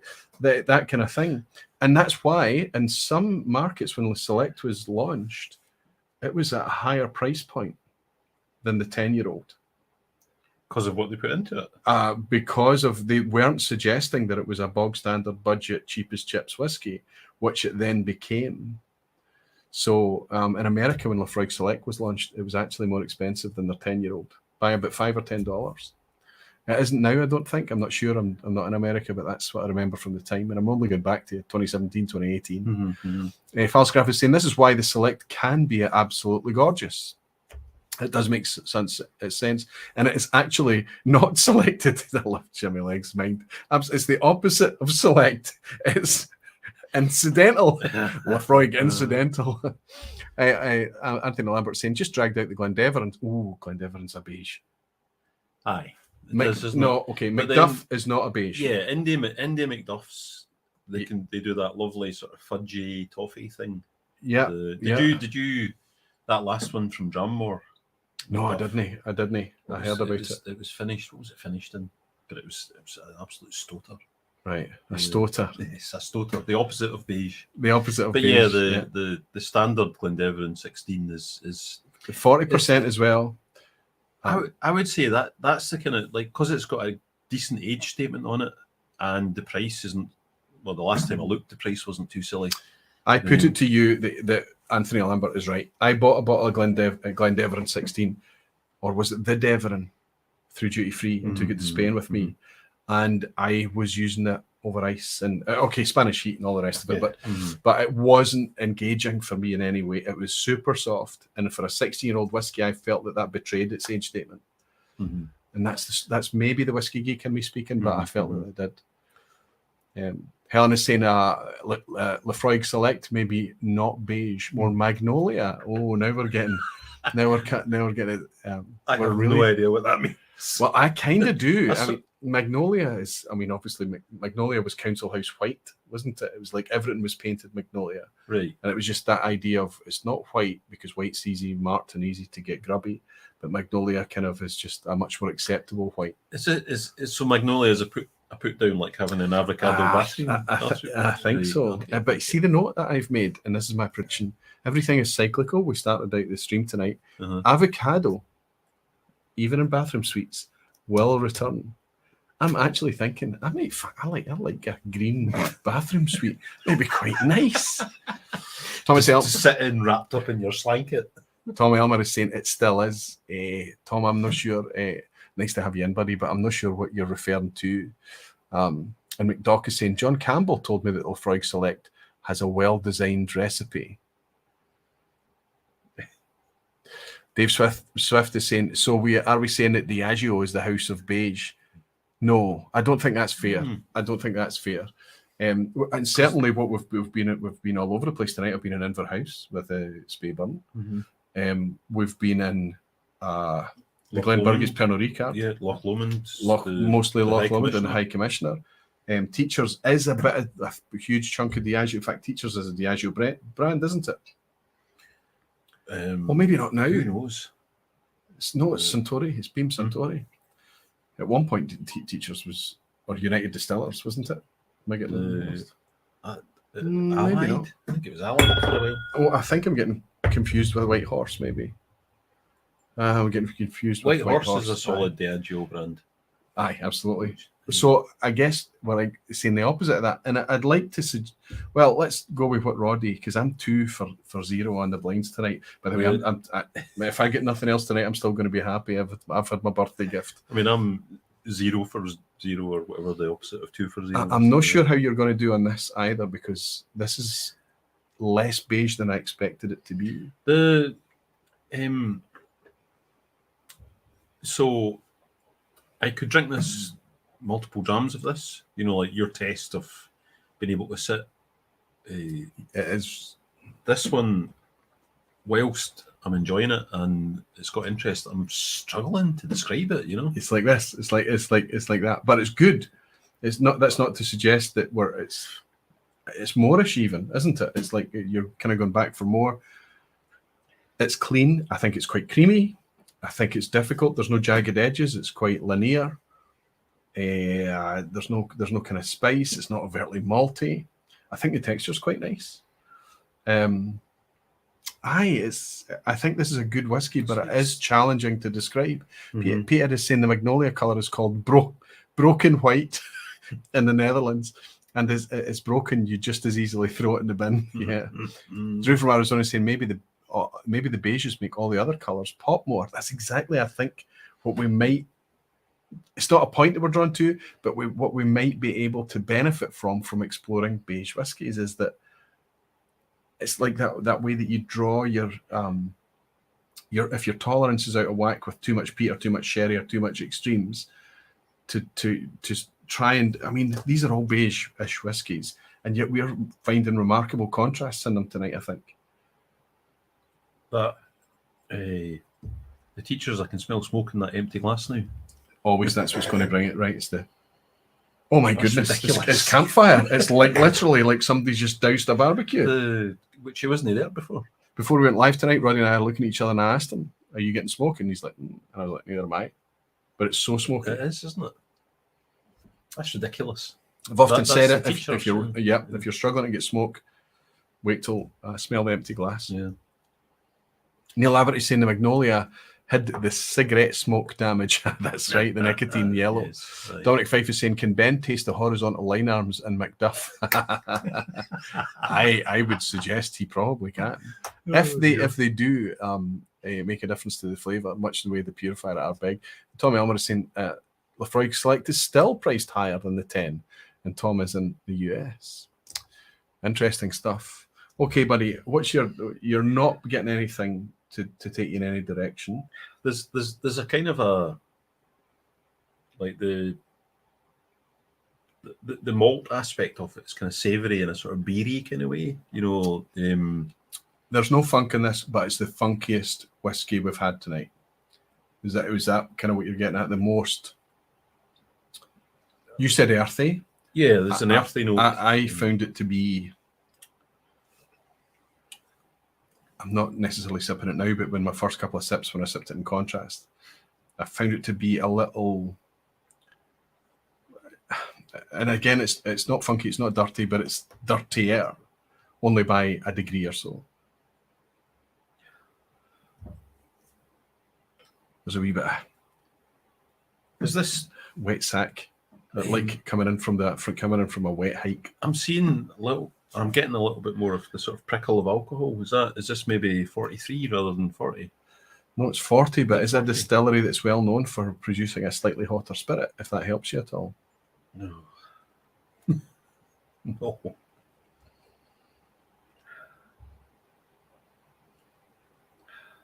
Well, I'm getting a nice kind of spiciness now. It's like sort of clovey. Yeah. Like, not like cinnamon balls or Oddfellows or one of those kind of sweeties. Would you say this was a good whiskey, average whiskey, or below average? Where would you? And the most, I think. Right, so I wouldn't call it beige. I think it's hard to all right, so you could, if you were being offhand about it, or and this is another one of the things I was wanting to talk about, in a lineup at the club. Yeah. This one would struggle to get votes. It wouldn't get any votes. Yeah. It's just it doesn't have a hook. The hooks that you were talking about. So it's maybe not beige in the context of everything else that we're potentially drinking tonight, but in the club night it would be considered beige by them. Mm-hmm. I think it's, and out of the range of whiskies that this distillery releases, I think this is the closest to beige that they produce. Mm-hmm. That was in the things that we were talking about when trying to pin down the idea of beige. The opposite of beige in wine, and I think it's creeping into whiskey as well, as the idea of a show wine and then a show whiskey. So this goes back to Robert Parker, the Parker effect. Yeah, the Parker effect, who hugely influential through the 80s, 90s, and now I think he's retired now, but his kind of brand is still very influential.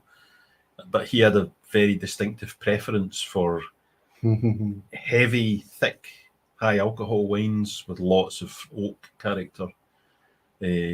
Hooks wines. Yeah. So that I think there's very few people would disagree with the statement or the claim that a lot of Bordeaux wineries moved their process towards making wines like that. That would score well on Parker, and that would stand out in a show. Because if you've got and that's the danger of having a single person able to influence an entire thing. But even the whole structure of like we're all we're all so busy that we rely on reviews and or fast track.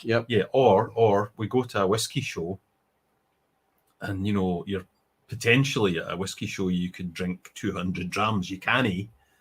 So you clatter around for 3, 4, 5 hours, and you have a tiny wee sip of perhaps 50. 50 drams. Well, but you're spitting. If you're really assiduous about it. No. Or if you're there just to have a good time, and you're not taking notes or anything, you're still maybe going to drink 2 dozen. I talk too much. No, you're right. But you end up having to this. You need this guide. So then you've tasted 2 dozen, 3 dozen, whatever drams, and the ones that stick in your mind are the ones that are the hooks, shouty, loud ones. That's right. That's right.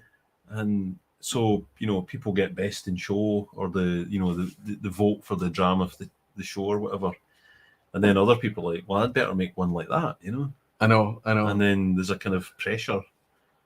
And I think that most of the membership in our club, most of the people in the lounge tonight, they would admit that the ones that they talk about tend to be the ones that are distinctive or that do stand out, because that's what makes good conversation rather than discussing the subtleties. Anthony Lambert has made a good point, saying he's going to be having a few malt whiskey virgin mates from work round next month, and a beige jam is probably a good place to start with these beginners for a first sip.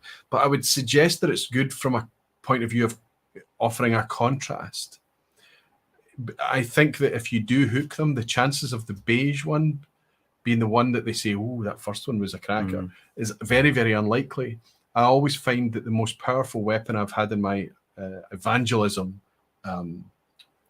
arsenal has been often a heavily peated and sherried malt whiskey. That powerful flavor, and does, because people then go, oh no, this is a different drink. This isn't smoke and mirrors. I can tell this is a different thing. There's flavor to this. Okay, now I get it. And it's that hook that gets them.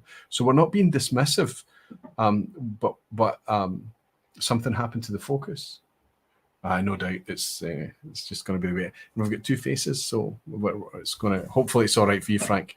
Just switch the camera off or switch the display off and just listen to us. And Jimmy Jazz got the same issue. We are losing Aquavita again, or was it just too much super track jams? Is that the focus? I think we're okay now, right? You look great. I think it's right. It's fine.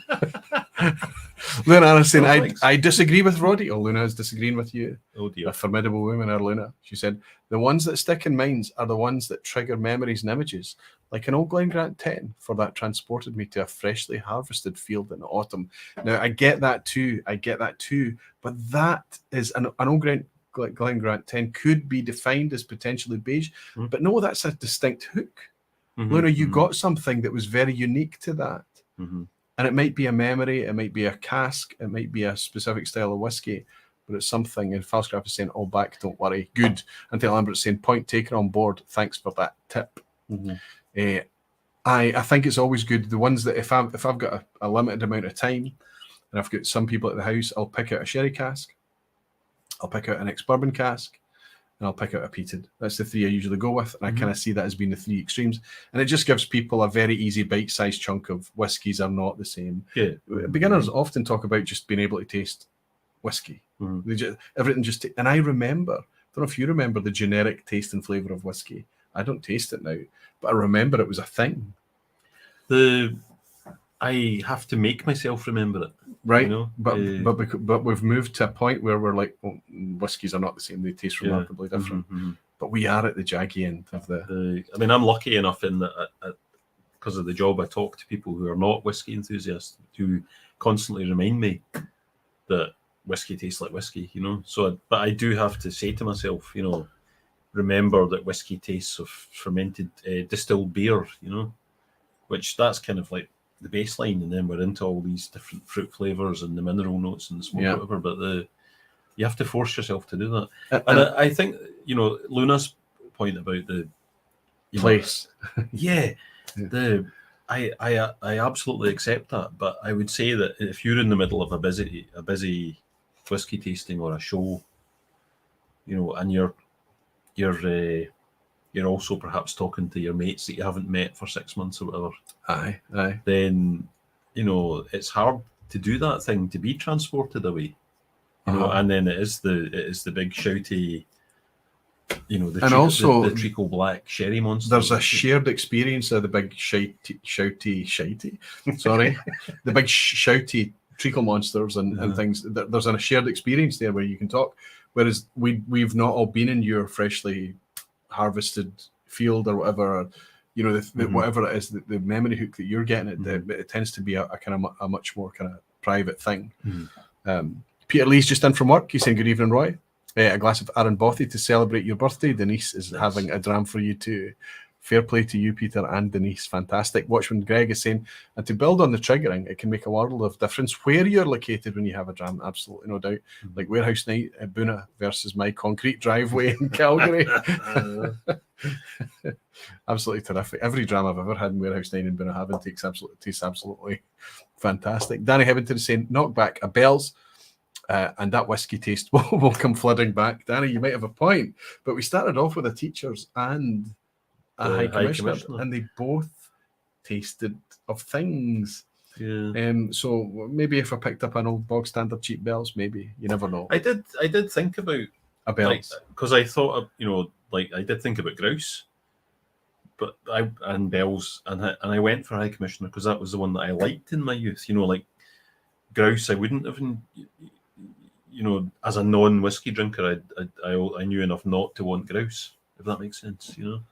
So that would have been not beige in the sense of I actively disliked it. Whereas I like that, but these days you would call it. So beige. That's interesting. So what we're actually talking about is it's beige, but there are things to find in it that's enjoyable and a reason to pursue the beige. So we're not suggesting it's beige. So you just it's. I think we're fixed on that now. It's beige and it's got a useful, valuable purpose. I have absolutely zero idea what this is. I'll give you some clues. Virtually all their range is way below 46% ABV, apart from one very famous release. This is their entry level, and it still has an age statement, even at an entry level.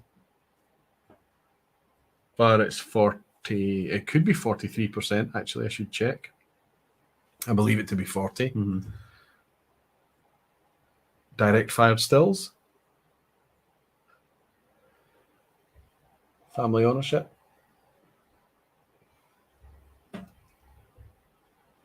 Speyside. The Glenfarclas? Yeah. Don't Somebody recognise guessed it earlier. it. They did, didn't they? Glenfarclas 10, 40%. I think their 15 is 46. They're The 15 and the 15 is not chill filtered, is that right? well, we don't bloody know. But I know there was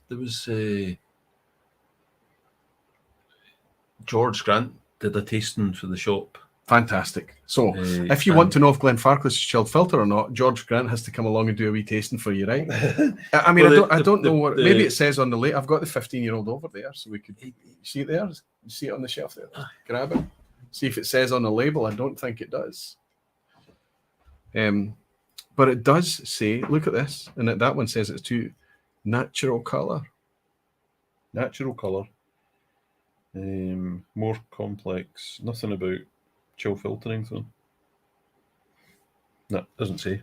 Clearly, it's not going to say it on the 10-year-old, but 40%. That we're just going to assume we could put a wee bit of cold water in it, I suppose, put it over ice or something, and decide for ourselves. But the chance that it's going to stay clear and it will be chill filtered. But my point is that unless you've got George Grant in the room, what does it take to put a wee message here just to tell us what it is? Now, I mean, it was interesting that like he was definitely doing that thing of being a bit of a loose cannon, because there was somebody else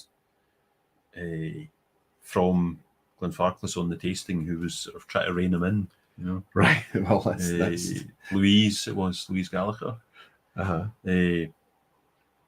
But I don't think it should, because the more I know about whiskey, the more I realise there's not anything to hide, but there's a reason for it. But it's not often an easy to discuss or describe or justify reason, but it's still possible to do so. It's just that they don't want to put the time into doing it. Why are we reining people in? Why don't we just say, oh yeah, we chill filter this. We have to for these reasons. Bang. Well, I guess that was the thing, that he was saying this is why we do it. Yeah. And because it's just they don't bother making that part of the corporate line, so it's like, you know, you have to get it face to face with the. Yeah. I mean, you get that a lot at shows. You know, people will tell you things face to face that they can't be bothered to put into the official communications. I don't know why. They don't want to go through the fight or the argument. Yeah. So I mean, I've got to say, now that I know that this is Glenfarclas 10, it's fine. It's not a whiskey I'd ever buy for myself. I mean, I've tasted it enough times to know that if I'm going to have a Glenfarclas, I'll go for the 15. You know, absolutely. 46% ABV as well. A bit more engagement, a bit more grip, a bit less beige. In the negative sense of the word, which we're trying to avoid. Anthony Lambert's saying Bell's Teachers and Famous Grouse taste and smell of Christmas is past. Back in the 70s, they were the whiskies that my father and grandfather always drank over the holiday season. Memories. I get it completely, Anthony. Graham Fraser saying, interestingly, Famous Grouse has Macallan and Glenrothes in it. It does. It's an Edrington brand. Ellsworth is saying we have a 20-year-old plus bottle of Famous Grouse, which is far from beige. Actually a bad lot. The up-to-date bottle is more crappy brown, used for Christmas cakes. Oh, so you've actually got one that you can't even drink. Glenn Dunkley is saying, should beige go on the label right next to chill filtered and coloured? Happy birthday, Akaviti. Cheers, Glenn. Yeah. And the wee Roy emoji as well. This is beige. No, we'd put the Roddy emoji on for that one. But you'll notice that the Roddy emoji has got your tie-dye colours on it as well. On a positive note, having COVID means no work tomorrow, so can stay up for the quiz. Well, the quiz, in case anybody that was watching the disaster that we had last week, where it turned out to be my own personal router that failed, and then beyond that, the 4G thing when I was trying to connect to the 4G, Vodafone had potentially just decided that I was abusing because of the upload and the download that the video stream takes, just cut me off. But my own router failed. I've got a new router in, so hopefully we're all going to make it through. The first time in 5 years that we never had a quiz at the end last week. It was a disaster. But listen, let's raise a wee glass for Graham Cool, who was just an absolute superhero, wasn't he? The cocktail, maybe, see how it's progressing. Cheers to Graham, Faye and Graham Cool. Well done last week. Cheers, my friend. I think this smells like... Tell me you're not getting cloves. No, I do get cloves, but I also think it smells like some kind of... maybe Vimto. Is it the bitters that brings the cloves? It might be the bitters, yeah. right? Vimto? Vimto. There might be cloves in the vermouth as well. And it's burnt candied orange peel. You know, that kind of charred orange peel. Have you ever had that? I don't char and I don't cook orange peel in such a way. It's kind of weird that you would. Yeah, it's like. Yeah, we need a slanket emoji. A slanket emoji. Aye. Is there a generic slanket shape? Aren't all Scots beige? Sorry, says Tom Elmer. Are we? Am I? You talk about complexion? I mean, I think after 2 weeks holiday in Spain, we're beige. We start off as blue, and then we gradually. That's another Billy Connolly, right? Yes, we have to tan blue first, then we go pink. We go white, and then just pink. Yeah, and we stay pink. That's right. Stop buying StarTech routers. I don't even know what brand they are. It's the internet provider just gives you them. They give you the cheap, crappy ones. I don't. The last one did do me. It's been a few years, so it fell over, and I think it was powering up, but no radios were working, and they're certainly not communicating. So something's gone wrong. And anyway, it's working now. Peter Lee is saying, "Is that Iron Brew you're smelling?" No, this Peter is a Roddy cocktail. Unfortunately, it's all I've got in it. This is a. It's got to last till you've tasted. Oh yeah. I should make it last. You remember the last time that he made the inadvertent like reverse RodRoy? Well, this is a RodRoy, but genuinely, legitimately made RodRoy. Because I made it in advance when I was not trying to talk at the same time. You didn't need to make it on a live stream. There's the Roddy emoji coming in now. So if you're a member of the Barflies, you can use the whiskey context emojis that you get. And one of them, the brand new one today, is Roddy in a tie-dye shirt striding along. And I'm not going to tell you the bottle that you're carrying. You might be able to guess what kind of bottle Gregor put in your hand. You won't be able to see there, but you might be able to see in a larger scale. Anyway, let's move on to who is it now? You. Right. So this is the third of the blind. This is me for a hat trick, isn't it? So this is beige. I'm going to have a wee bit of water. I've got no chance of getting it, but you're on a roll tonight, right? Oh. Oh my, you're using the router that the vendor supplies, rookie move. Well, I'm using it I'm using it just simply to connect with them. It then goes through a Cisco access points, which are enterprise grade, and that's what I connect to when I'm on Wi-Fi. However, when I put the patch cable in, which I do for the live streams, it just goes straight through. It bypasses the switch and goes straight into the back of the router. It's the best I can do, buddy. That's what it is. It is a bit of a rookie move, but it's all I can do. David Lorenko is saying we need a Graham emoji to that feeling of just make it work. And everyone is saying, so I missed some of the show. Was Dalwhinnie or Dalmore considered a beige whiskey? No. Oh, Dalwhinnie. I'm kind of slightly offended on behalf of Dalwhinnie there. I would say that I wouldn't call Dalwhinnie beige. Well, I would say that honestly, that what would you? Dalwhinnie's Winter's Gold. All right, the no age, but yes, okay, fine, the no age statement stuff, but the 15, come on. £38 for a 15-year-old single malt whiskey at 43%. Yeah. It's hard to criticize all its imperfections, but this is a good dram. This is already nosing like the best dram so far. Just I'm excited about this dram just by nosing it. And it's got a wee bit of coastal thing going on. Is it wrong to say it's fresh, it's brighter, it's more kind of, there's a bit of vibrance here. So I brought this along because this for me is beige.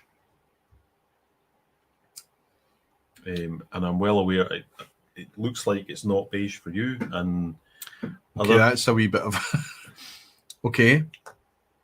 This isn't a bad whiskey. This is suddenly gone. So where it was, oh, I'm quite interested in this. Saccharin on the palate. Super soft. What did we just have? The Glenfarclas 10 and the wee sippy, the cocktail.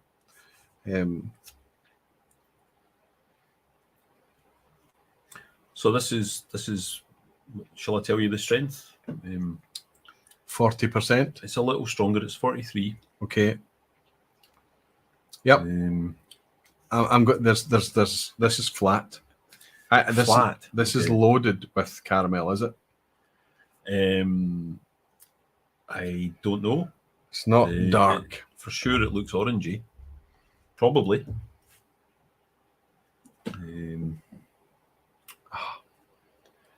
So you like the nose better than the I like palate? the nose, in contrast with what we've had. I was kind of, we're going. And then suddenly,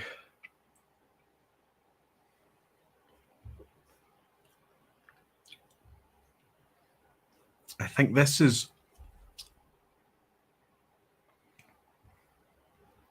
no, it's not a bad whiskey. It's not bad.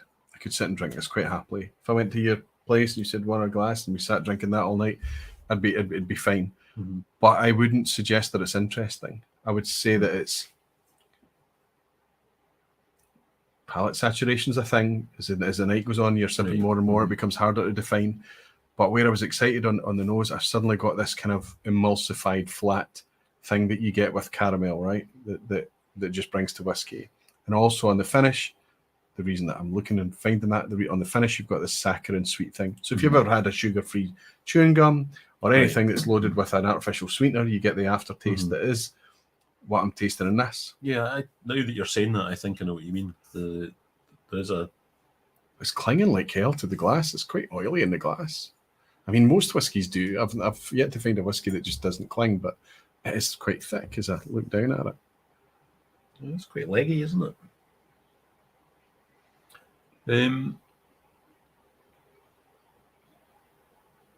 So initially not beige, but then on the palate you're now seeing beige. Beige. Beige. Okay. This is beige, but beige in the sense that if I'm going to find something in this, it's going to make me work for it. It's going to really make me work. If I'm able to define things in this whiskey, it's almost like it's put out there to be whiskey. Right? Just literally what it says on the bottle is just what whiskey. Yeah, whiskey. I'm just whiskey. I'm not trying to be anything other than just whiskey. And if I'm being cruel, apologies, but we're 4 or 5 drams in, maybe 6. This is the 6th, is it? And on the back of a blend pre-pour and a wee bit of a cocktail. So things are starting to get a wee bit saturated. But where I was, so now I'm going back in looking for the, it noses like a sherry cask. It noses like something a wee bit more alive. I don't know. I expect so it's a it'll be a large batch. It's a regular expression. So I imagine it'll be a mixture of different casks. Is it salty to you? You get any kind of salty thing on it? It's really funny. We were in a discussion quite recently talking about, you do know that you can't get salt in a cask. There's no way for the coastal air to get the salt in it. The salt will settle on the cask, but it can't penetrate. It can't get through. And I'm like, you've just described that whiskey as being full of mangoes. So how'd you get mango in a cask? We had I absolutely know what you're talking about. We had a very intense discussion at work last week about you smell something and what it doesn't need to be in the thing. Yeah, physically. what kicked it off was one of us said, "Oh, this smells bitter," and then somebody else said, "You can't smell bitterness." I smell bitterness. I guarantee you, I smell bitterness. Right. And in the same way, you don't get salt in whiskey, and yet we taste salty drums. It's like it's a weird combination of associations that makes you. To be clear, it doesn't taste salty. It does not. No. In fact, it tastes the opposite of salty. It's sweet and. I could maybe, I'd be reaching if I said it. Well, I tell you what we'll do. We'll go back to one of the older drams because I clearly got there from something.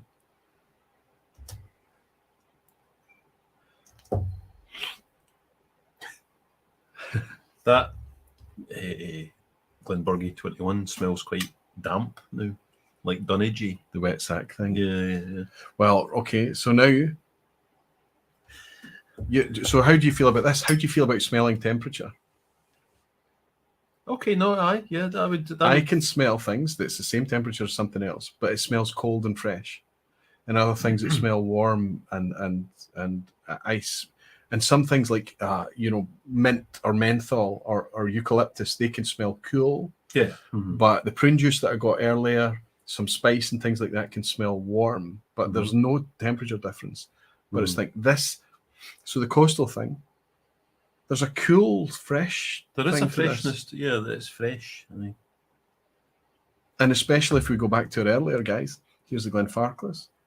It's red. And I forget what yellow is now. Yellow's one of yours. Yellow's the Glen Burgie. Glen Burgie. Okay. I'm going to guess, therefore, this is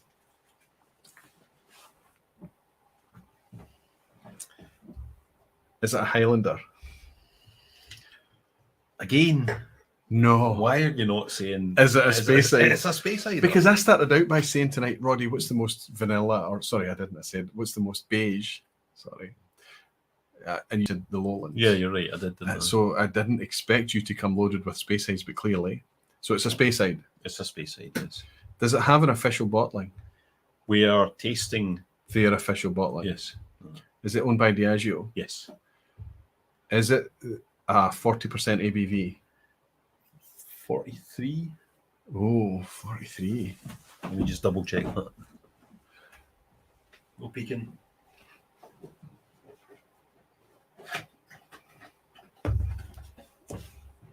Does it have an age statement? It does. Is the age statement higher than 12? No.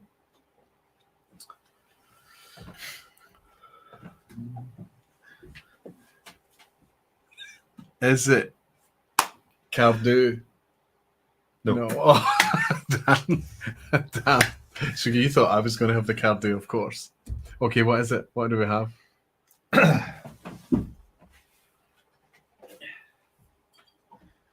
Oh no!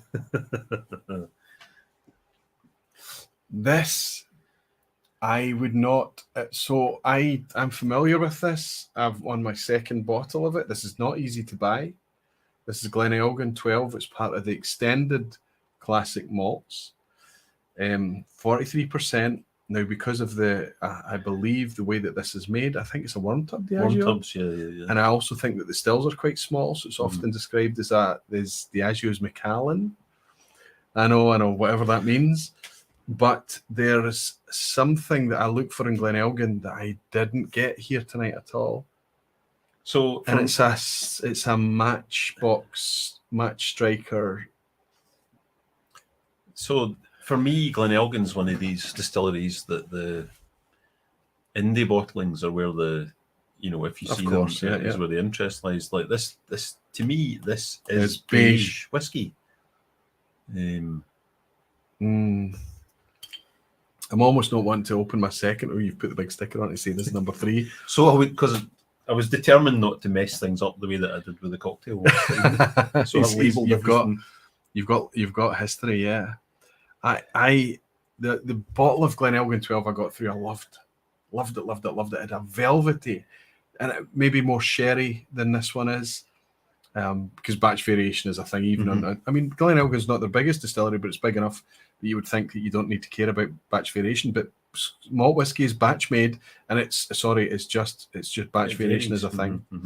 And this is not. I wonder if it's when you're looking for things. This is absolutely definably beige, not bad. I did say not bad whiskey, but beige. So that kind of cool menthol. And the reason why I picked this one out is because there are this expression Glen Elgin, the distillery, has amongst. I know lots of people who are staunch defenders of Glen Elgin, who rate it very highly, and if I wasn't going to bring this, what I would have brought was Hazelburn, because I do not get Hazelburn, and I think that's where we come back to with this beige thing. It's like Hazelburn's not beige. But the thing is that nearly all, like very, very occasionally, there'll be a Hazelburn. Like there was one, I think maybe a Sauterne cask one time. Anyway, the people, like I've seen it at the club or in tastings at the shop. We have a Hazelburn on, and everybody else is like in transports of delight, and I'm like, don't get it. What am I looking for? And to me, I think that's what this nameless ex-customer was experiencing. You know, like I was enjoying something like the Glen Burgie 10, and it just wasn't speaking to him. You know, and I saw that he came up with the word beige because, you know, it's 40%, no peat, no active casks. You know. And just sometimes a whiskey doesn't speak to you. I remember, if I go back to 2013, 2014, the Whiskey Rev had a Good Spirits Company purchase of a Hazelburn Rundlets and Kilderkins. Do you remember that one that they came out with? And we were trying to define what made that unique, because it was very much the same colour, the same, you know, triple distilled and things. It was very, but there was a very unique flavour in it that we could pick it out blind every time. And we later came to identify that with being what we became to learn quite quickly after that was Campbelltown Funk. So we'd tasted it before, but in much bigger, bolder whiskies. The Hazelburn was so beige that it displayed the Campbelltown Funk. That we were, what is it that makes this unique? And if the Whiskey Rev is watching tonight, he'll go, yeah. I remember we talked about that being that unique flavour. And then we were able to then pick it out in the other Campbelltown whiskies, the Springbanks and that very unique thing that's just so easy to write off as just being funk, which is obviously much more complex than that. But that was a Hazelburn that helped us do that. That's an amazing thing for you to come out with. Chris Bounds brought us a dram. Yeah, that was Hazelburn just doesn't speak to me. You know, I'd like to say that was a planned conclusion or point to tonight, but which it does kind of work as, but in no way did we share that beforehand. Just sneaking in a wee birthday dram before midnight. Slancher, Roy and Roddy, tremendous night tonight. Thanks. Wow, it's almost midnight. My goodness. See, you and I were like, oh, so we're gonna. I said, don't worry, I'll just blather. Right. We were both shocked to hear that it was 3 hours that we went live for. It won't be. I don't think it'll be 3 hours tonight. But anyway, no. I've got one more. Before we do your last dram, that cocktail has one of these. Has either High Commissioner or Glen Burgie 10 or Gleny Organ 12 as the whiskey part of it. The cocktail is by far the most flavourful, overtly flavoured thing that we are drinking tonight, right? Yeah. And that's because there's the contribution from the vermouth and the bitters to add a whole bunch of things that you just don't get in Scotch. But wonderful, fantastic drink, buddy. Superb. Superb drink. Which whiskey? I'm going to stick with the Glen Burgie. It's the Gleny Organ. Oh my God! That is partly why I brought this, because this is so beige. Yes, and yet it makes this is so in the shop. We are constantly experimenting with mixed drinks, because that's a big part of what the shop does is cocktails. And the one rule of cocktails is that until you've actually made the drink, you cannot accurately predict how good it's going to be. You can have a broad idea, but until you actually make it, you don't know. So, you know, one night I was trying various things, and I thought, you know, we had a bottle of this open, fire in, and everybody was like, "This is it! Holy moly!"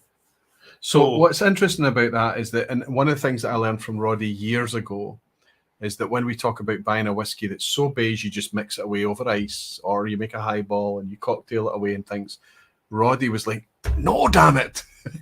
The ingredient that you put in the cocktail will not only change the flavour, but could change it from being an acceptable cocktail to a disastrous cocktail or a brilliant cocktail. The ingredients that you add are super important. Probably in a lot of whiskey cocktails, the most important thing is the whiskey. So to say, oh, I'm going to just turn that into a mixer, that's not. I don't know if you remember that discussion. It was at the Good Spirits Company after a tasting one night, and you were saying to me, no, the ingredient, the whiskey ingredient is, think about it, and it just makes common sense when you process it and think about it, right?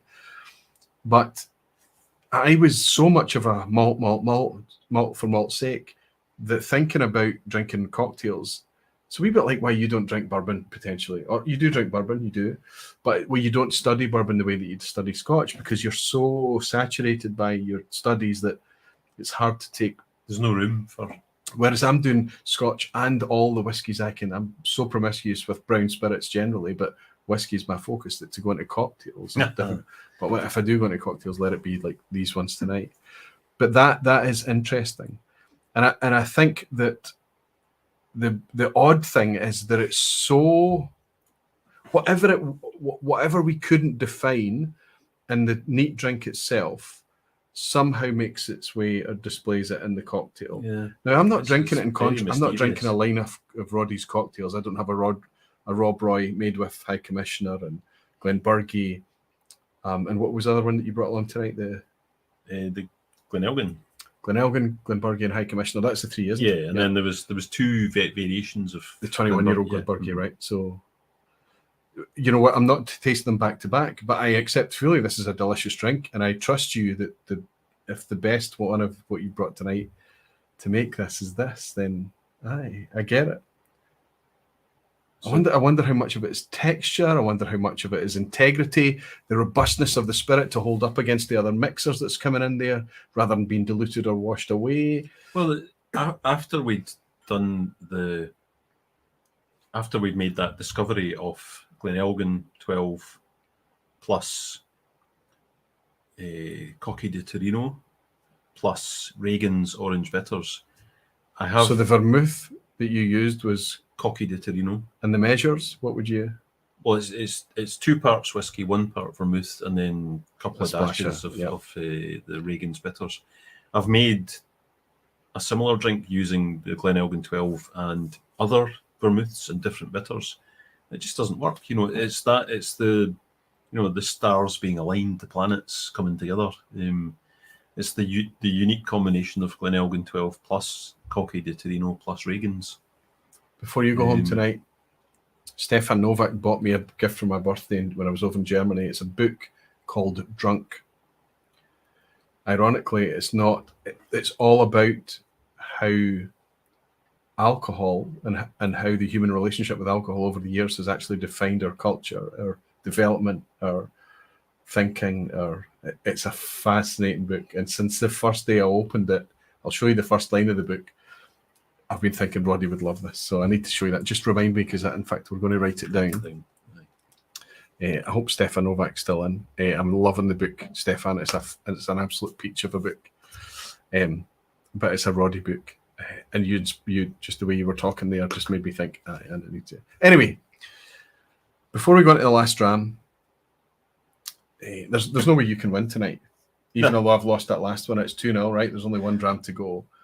But this is my last effort in beige, and I'm going to give you a big clue to be sporting. This is so beige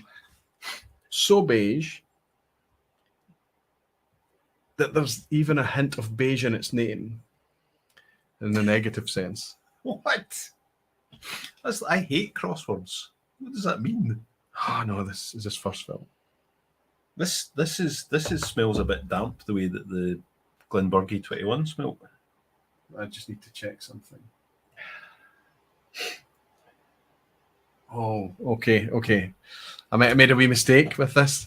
This is no, but it's. I'm going so is that me getting one back for the? So this is the first time I've tried this honestly tonight. But I went with it because of the distillery that it's from, the whiskey that they normally produce that I've had experience of, and I don't care if I have a cask strength version of it. I don't care if I have an indie. I don't care if I have their official bottling. It's just all beige to me. Beige, it's just beige. This is not beige tonight. And I think that when I nosed this tonight, it was like boom. It was like really rich bourbon cask. It was like all the beige descriptors that you want to talk about bourbon cask. It's caramel and toffee and honey, and even like a wee bit of quite deeply charred. It's kind of like the spice that a heavy char would bring. This is flavored. This is not beige whiskey. This is speaking to me. This is delicious. I get the sweet caramel, which this is so the opposite of beige. So you're saying sweet caramel. Yeah, it's beige because it's an easy thing to do. So it's like, the default, but that's a good caramel. That's like this is not a unique whiskey. This is the type of flavor experience you can have a lot of this style of whiskey, definitely. But it's good. This is a positive thing. It's very bourbonous, isn't it? Aye, it's very, very. As soon as I nosed it, I went, "Oh my goodness, This is far. This is. Is it in fact bourbon? I can see what you're. But it's first fill.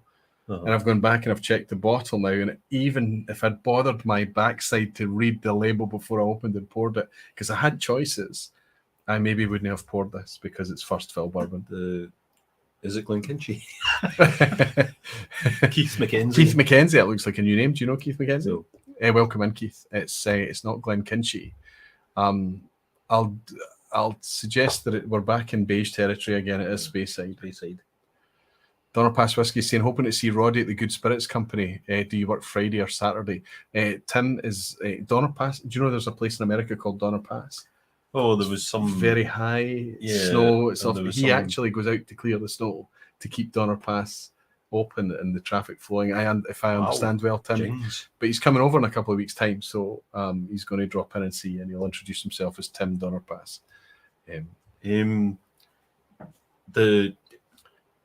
We take it in turns, Fridays and Saturdays, so it depends which one.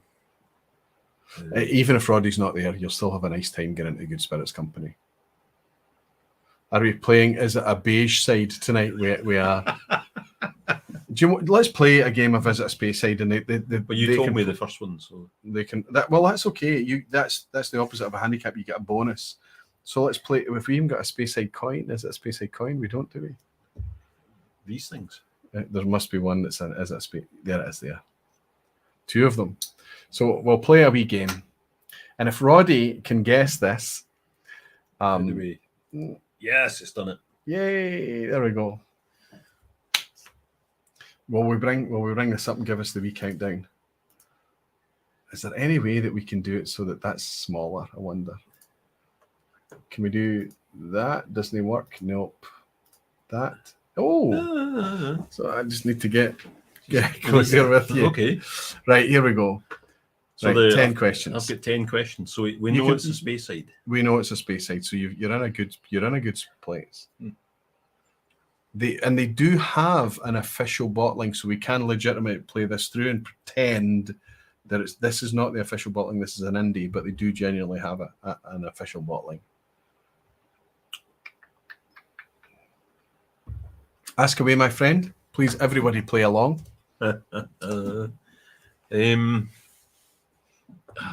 Jings. So good questions would be, are they owned by one of the big four? Is it a Glen? What's the ABV? What's the age statement and things? And we'll play based on it being the official bottling, even though it isn't. So it's kind of, we're just having fun. It's a bit of a corrupt. It's so coconutty. You sure it's not bourbon? I know. It's so bourbon cask. But it's tasty, isn't it? Oh, it's lovely. It's I wonder if this would be this lovely if we hadn't gone through all these rungs of beige on the ladder tonight. Like, I think we both agreed the Glen Burgie was not beige. No, but that was kind of the canonical example. But then the others, we were back and forth. You were, aye, that's beige, and I was, aye, we have had a lot of beigeness tonight. So, is it owned by Chivas Brothers? No. Yeah. But I like the way you're questioning. Keep going. Okay. It's so beige that even with your bonus questions and me being generous, you might not get this. So beige. Jings. This is the beigest beige, even though we're not drinking beige. But the official bottling certainly is.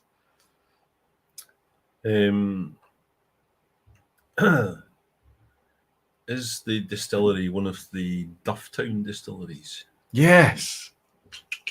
He's going to get it. He's pulled it out the hat. So there's only 5 now, isn't there? 6? Patmore, Cornwall, Morrigan. There's only 5 in Dufftown now, right?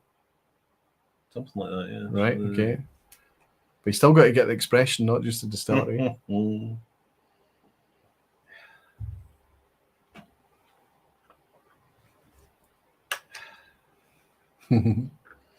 So Whiskey Central Shayla is saying Glen Ferric.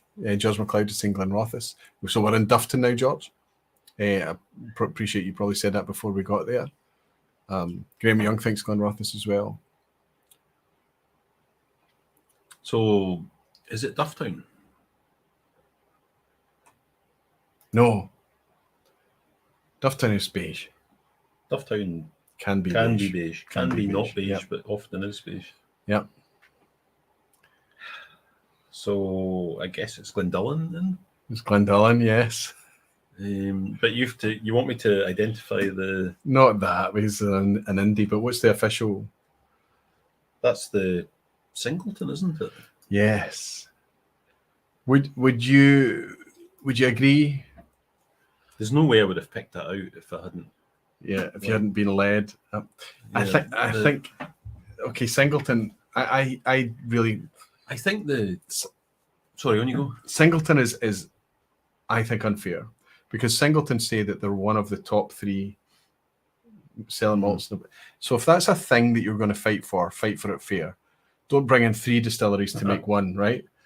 Glenfiddich or Glenlivet, they go toe to toe in various markets across the globe, and sometimes it's almost always Glenfiddich is the best seller.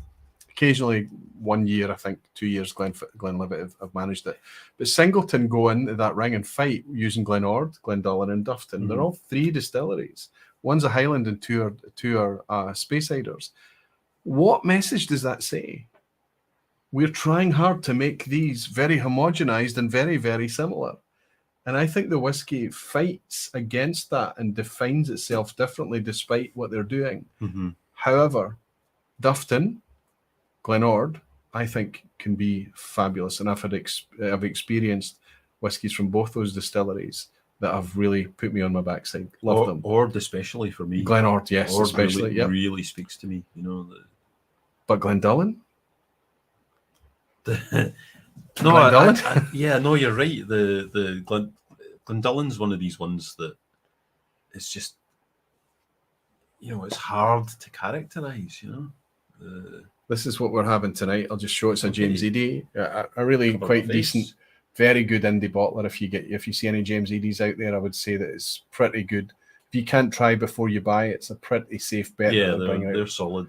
James Eady are very solid. And also notice the 52.6% ABV broke the rules as well. I did consider this to be a 46%er, but it's not. It doesn't taste. It's not soft. Got the fire. You know, it's very drinkable. At quite an active cask, I think. Bourbon barrel. Yeah. Bourbony.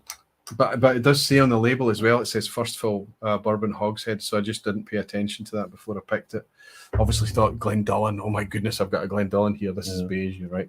This is going to be beige. Jimmy, like I said, I momentarily lost a bit of respect for you when you made your silly Hazelburn comments, but it's back now. Cheers, Roddy. I'm sorry, Jimmy, but like Hazelburn mostly doesn't speak to me. You know, like I love Springbank and Long Row is to die for, and I try Hazelburn, but it's just like I'm mostly left going. And honestly, if you go for the Barolo's and the Olorosos and the heavy casks, you're getting, oh, okay, this is an interesting whiskey, but it's not an interesting Hazelburn. It's just an interesting Campbelltown whiskey. So I get it. Doc McAllen Rare is saying it's a Glendullan. So I wonder who was the first to get Glendullan tonight. There was a lot of people guessing Glendullan. Absolutely. And it wasn't a true, is it a Speyside tonight? I think probably the lounger is detecting that I'm having a night off tonight. Not just because you're here, but because of just the fact the whole birthday thing. I don't even need to make a quiz for tonight because I can rescue the quiz that was supposed to go out with Graham Cool last week when the internet died. First time we never had a quiz at the end, but we are going to have it tonight. You are playing along. You okay with that? Aye. Listen, the quiz at the end tonight is going to be a peach. It's going to be an easy one. A lot of people are going to score very, very well. I imagine there's going to be plural 10 out of 10s tonight. Can I finish off tonight, Roddy? We've got so much brown and so much beige in front of us. Grab 2 clean glasses, 2 similar glasses. I am going to out-beige beige. Do you think it's possible before we start the quiz? This is the beigest of the beige of the beige. We're going to play as at Speyside rapid fire as we possibly can. And I don't think you're going to get it. I bought this. I told you the anecdote of this. I bought this thanks to Sergey. I need to get in touch with you, buddy, because you've come on as a patron supporter, and I've got a message to reply to you. Here it is. Here I'm going to just hide this. You're not looking. But Sergey took me to this bottle, and I agreed with him that it was not beige. It was remarkable. and I bought it. And I took it back to the hotel that night, and we were sitting in company of about 6, 7, 8, 9. I don't know how many of us were there. Can I look at? Yeah, you can look now. You hidden it, But we all played a game of, is it a Speyside? Nobody got it. James. We exhausted it all. Everybody playing, nobody got it. And I know that Luna Allen's going to jump in now and shout and say that she did. Jimmy, thank you very much for your dram. Cheers, buddy. Oh, so when I was there and when we were in the hotel and when I was at the fair, we got lots of tinned peaches, peach juice, white fruits. This is a wee bit of that. I think these glasses. Do you ever do this? Glasses. Can you smell from a clean glass? Can you smell a naked glass, a clean glass? It has a smell, right? Yeah, it depends. Like the dishwashers, the tea towel that's dried it, the environment of the room, the box, cardboard box. Do you ever do the thing where you just push it hard against your hand and carefully don't spill your whiskey, turn it so that it coats the entire glass? Yep, do the thing. That's quite spirity. But soapy, because your hands are clean. And go back in, and then the whiskey's coated the glass, so you're going to get less of the kind of... I got a wee odd glass note there. It's better now. It is peachy. It's white spirit. It is a wee bit spirity, but there's a lot of white fruit. Sweet. Apricots and peaches, and that's what I'm getting. I'll give you apricots. Oh yes, peachy now. Yeah, wow. That's like Southern Comfort on the finish. And then it goes on the finish. It's going acidic. There's a wee acidic thing. There is a bite. Cider vinegar. Yeah, there's a bite something. There, yeah. So immediately, okay, this is not beige. This is not beige. And yet, you're not going to guess the distillery. Let's go. Rapid fire. So, is it a Speyside? No. Jings. Sorry. Yes. Come on! What? Either no or yes. It is a Speyside. I don't want to play this game. I was distracted. Is it a Speyside? We're back in the place that we were before we went live tonight, where we can't do two things at once. We're multitasking. Yes, it is a Speyside. All right, so that 9 left. Thanks. Great. Amazing. Rapid fire. Okay. You play along. You're not going to guess what this is. If the lounge beat you, they win. If they come up with what this is, if you know what it is, you can't answer. Is this from Elgin? No. Keith. Oh, jeez. I think no.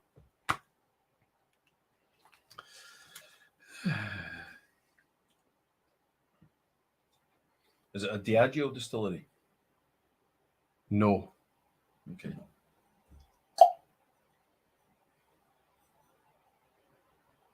Oh my goodness, where are you? There's a map at the back. That's where I'm looking. Okay. Sorry. If you like, okay, if you look so up the entry for the. Okay, so no, so far. So no, Okay. No. So you're now down at 7. Mm-hmm.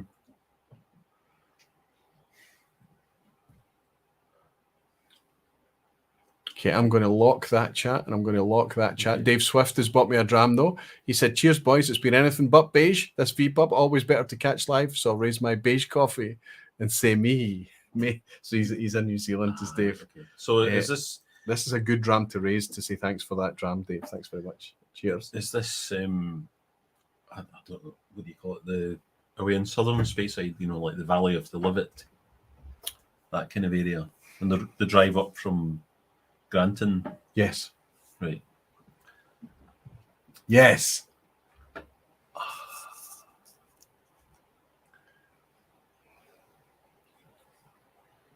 Is it Knockdhu? Yeah, sorry, in the candle. I was going to say you're at the opposite end, the wrong end, aye. No. 5. I've locked the chat so that it's not scrolling because I don't want Roddy to see. And some of you, obviously, I've shared this when I was in Limburg with you a couple of weeks ago.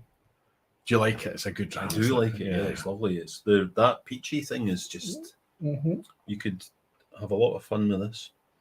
I think you could find an interesting drink to make for this as well. Just the peachy character, that fruit character. I think something with lots of ice and. But it's the fruit syrup, it's the sweetness, it's that you actually imagine that perfectly, however they shave that peach to get it in that tin, and or the half the peach or the apricot segment, whatever it is, you imagine that kind of the texture, the sweetness, the syrup, the everything.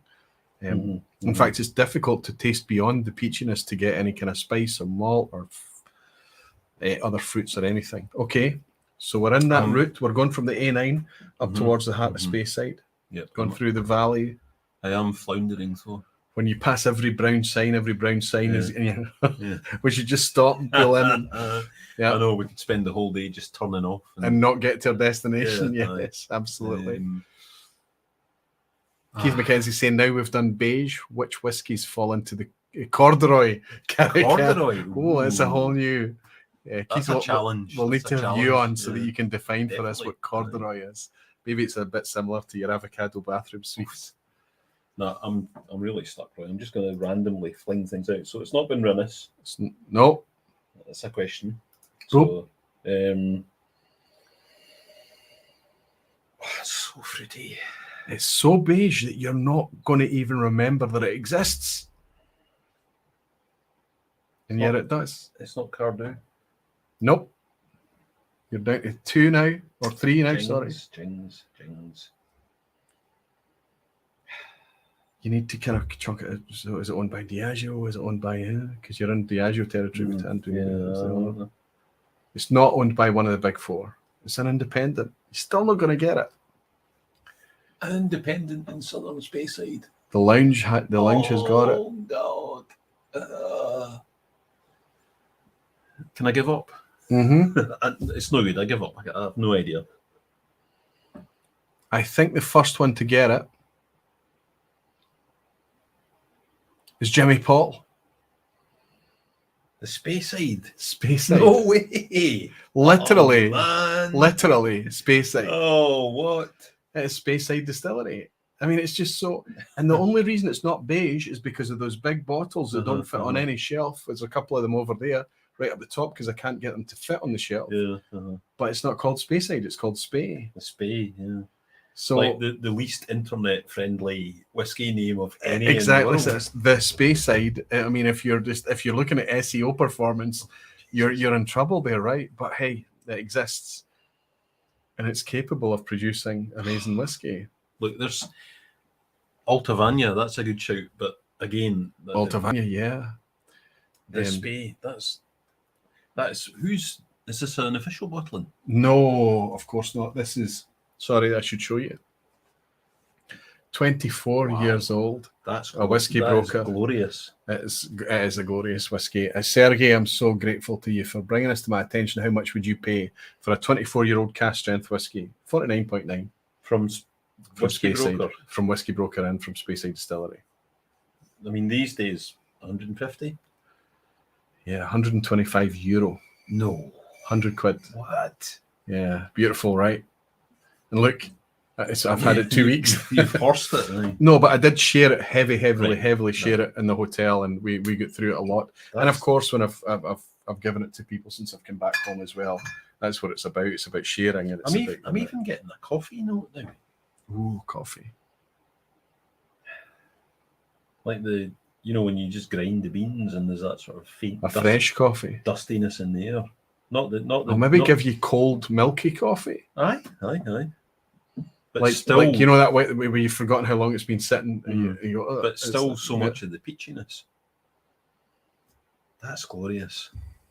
So there you go. Did I out-beige you?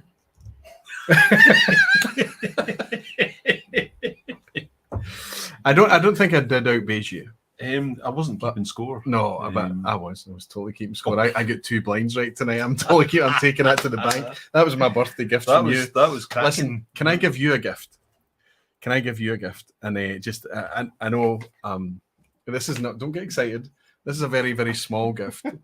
And you notice. I want everybody to notice how appropriately I have selected the paper tonight. Okay, yes. This is a gift wrapped in very, very beige paper. So this is to say thanks to you. Well, for being Roddy, but for coming on and giving up your evenings to come out and hang out with us.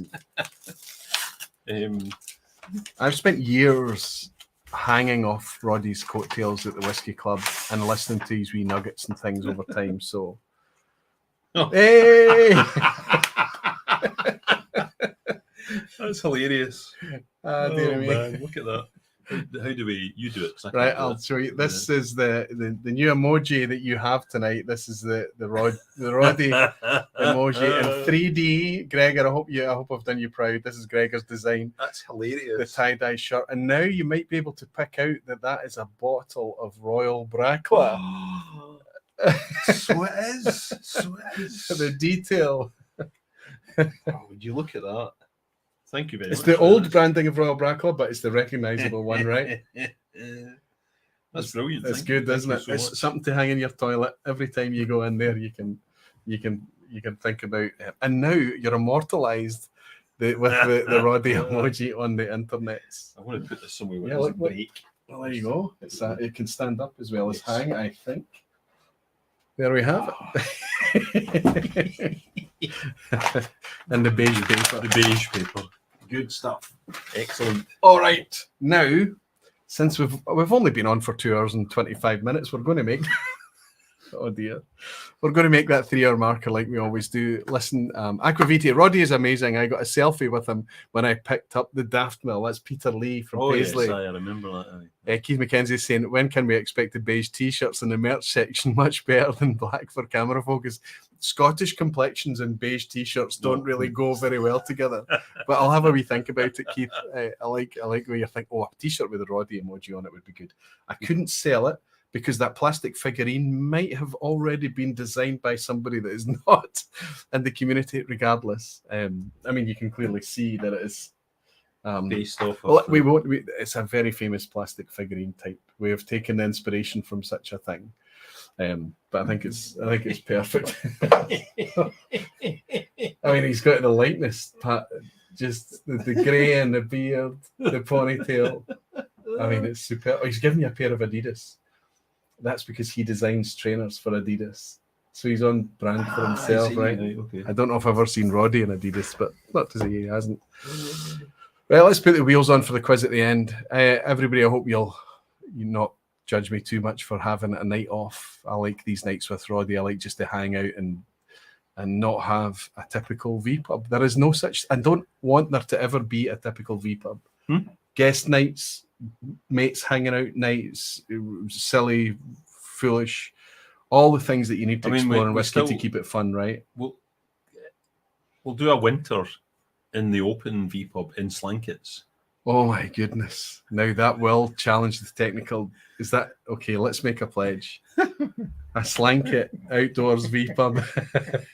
Winter time. Can I make that work? Oh my goodness. Well, there'll be no bugs to fly the lights outside in winter. So we will need the Slankets though. Here's to that. That's a pledge. It'll be fine. Yeah, it'll be fine. I'm in an enclosed, controlled environment in here, and I couldn't keep the internet up last week. But yes, I'm sure it'll be a fire pit. Oh, now you're so that's something to look forward to. That could be a good thing to do. We need a theme for it. It can't just be the Slanket thing, but it might be Slankets. I mean, the theme is Slanket whiskies. Slanket whiskies. What can make sitting outside to do a live stream in winter in Scotland? What whiskies make that tolerable? I tell you what, many years ago, myself and James Forbes that left the starty comment, we spent. You're welcome back anytime, James. Yeah, he's a tall, lanky git, you know. Right. We spent a New Year's Eve for like 3 or 4 hours on the shores of Loch Lomond. So like. Freezing. Yes, extremely freezing. Drinking cold air off the water. Yes, drinking not whiskey. Sorry, guys, but grappa.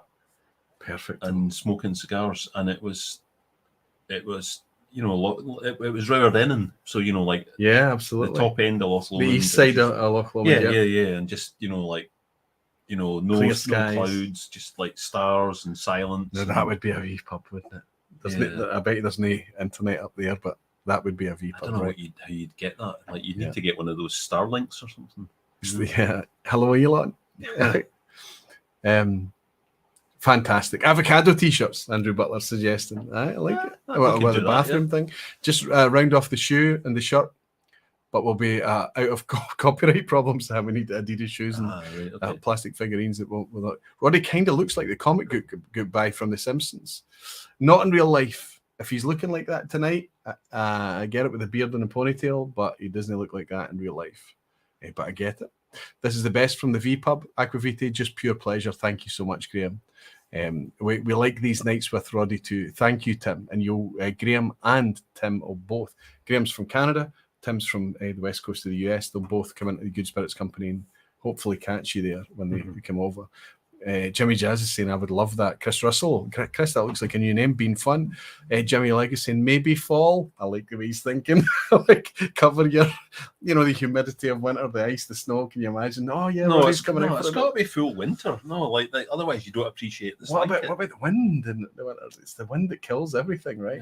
Well, like, so the bricks and tarpaulins and tie ropes and guy ropes. And okay, well, you never know. McAlpine Herrera is saying, oops. It jumped again, didn't it? 3 hours of slanket boom. Danny Heaventon is saying that's a flask of broth and a superstar. I laugh. Stewie Baby saying many happy returns, Roy. Early start. We'll catch you on the replay. Early start at work. Hopefully see Roddy in good spirits when I finish for my first time on my birthday, end of May. Great session tonight, Stewie. Nice to have you in, buddy. Thanks very much for your kind words. Whiskey wonders for winter weather, of course. Whiskey wonders for winter weather. Absolutely. Super stuff. Listen, stay and have a wee bit of fun. Roddy's got one more challenge to complete tonight, and that is getting a pass mark on tonight's quiz. I think he's going to do that easily. I think he'll be going 5 for 5 tonight, maybe get to 7 for 7, but the wheels might start to fall off about then. Do I need the ABC thing? No, not tonight, because you're not playing against anybody apart from the lounge. Right. There's a wee delay, so hopefully you'll be okay. Hellswood is saying t-shirts and shorts under the slankets. I might have had too much cocktail. I'm starting to slur my S's and S's. Thomas Elmer is saying if Roddy wants winter, send him my way. I think where's Thomas? He's in the US, but I think he's in obviously one of the more northern or central northern continental. Where they get the really the definitions of seasons, right? Probably the hot summers and the big heavy dumps of snow in the winter. Or he might be in the northeast. Oh, there's a good shout. Hot toddy vPub. Perfect. Hot toddies. See, I've got the perfect hot toddy, but what's the crucial ingredient in your hot toddy? Just name one ingredient. You can't say whiskey. Okay, outside. I mean rum. Okay, rum. But if you were to pick the one ingredient to make it a hot toddy, what is it? Nutmeg. Paracetamol. Where you go? Des is saying, thanks, Roy. I just realised that beige is a grey area. Terrific, Des. You're spot on. And Tom Elmer is saying, Alaska. Oh, my goodness. Can you imagine? Jings. I bet they've got better internet in Alaska. Okay, let's get the quiz on the go. Let's bring it in now. As you know, it was supposed to be, we need to get it back into the way it normally is, which is a bit like that. It was supposed to be last week when Graham and Faye so bravely held the pub together despite my internet issues. But it meant that we couldn't drive the quiz at the end. So it's a delayed from last week quiz. So this is a tribute to Graham and Faye Cool from last week. Jimmy Jazz is saying, buy an electric slanket for your birthday. Thanks, Jimmy. Thanks very much. Tom R is in as well from Chicago. Happy birthday, Roy. And nice seeing Roddy for the first time. Oh, there's some gems that you can go back and look at previous vPubs. Happy birthday, Roy. Thanks very much, Tom. Glen Klaus. Glen Eftsy. Fantastic. That looks like a new name. Great night at the vPub tonight. Have a good time, guys. Greetings from Germany. Klaus. Slancha to Klaus. Slancha to my friend Tom. Slancha to Jimmy Jazz. Cheers, boys. Thank you so much. Hopefully you can all see the quiz at the end. It is multiple choice, of course. Stay and have a wee bit of fun and play up against Roddy. Question 1. Which Bayside distillery first released its now legendary Chardonnay finish in 1999? Glenmurray. Oh, hold your water, because they're all kind of scratching their chin going, oh, what was that? Oh, sorry. So Roddy's guess is Glenmurray. Tony Nelson has already given himself a 1 for 1. That's confidence. Graham Young, St. Murray. Fantastic. Sorry, when did I speak then? Well, just give it a wee pause. Right. There's about a 5 or 6 second delay, so that they've got plenty of time to kind of, and you'll see that once the chat starts moving really fast, it's going to happen a bit now. But normally I have to put up the options, which is A, Glenfiddich, B, Glenmoran, G, Glen Murray. See, they're being very patient. They're waiting for this, and then you see the chat move. Which released its now legendary Chardonnay finish in 1999. It was originally a finish. Wonderful chat with Graham last week about this. A, Glenfiddich, B, Glenmorangie, C, Glenmurray. All 3 distilleries have in common that our Graham Cool has worked for those distilleries. Oh, I didn't know that. Okay. Yeah, he was originally at Grant's, and then Glenmorangie and Glenmurray were under the same umbrella. So he might not have worked at Glenmorangie, but absolutely spot on. Everybody, the chat, the lounge got that absolutely spot on as well, as did Roddy straight at the traps, Glenmurray. And then what they did through basically not having a lot of cask choice to fill, they got a fairly healthy allocation of Chardonnay casks because they used to get even distribution between Glenmorangie and Glenmurray. And they just filled into, and then they had these 10-year-old Chardonnay casks that became the fully matured one that came out in about 2013, I think, that everybody went nuts for, despite it being 40% ABV. That everybody, it became a wee bit of a legend. Do you remember they did a Chenin cask? Yeah, Chenin Blanc. Yeah, I do. I really like that. But I think that was a finish though as well. I know, but I thought it was a cracking wee whiskey. And isn't it interesting? Because I'm not into wine finishes generally. Okay, the Chardonnay cask was good. So I wonder what it is about about what kind of wine it's been in beforehand. You know, how tannic, how dry, how active it is, all these things. But Glenmurray and wine is a whiskey that seems to work. It really does, doesn't it? Yeah, and I wonder. There was that Madeira cask a couple of years back.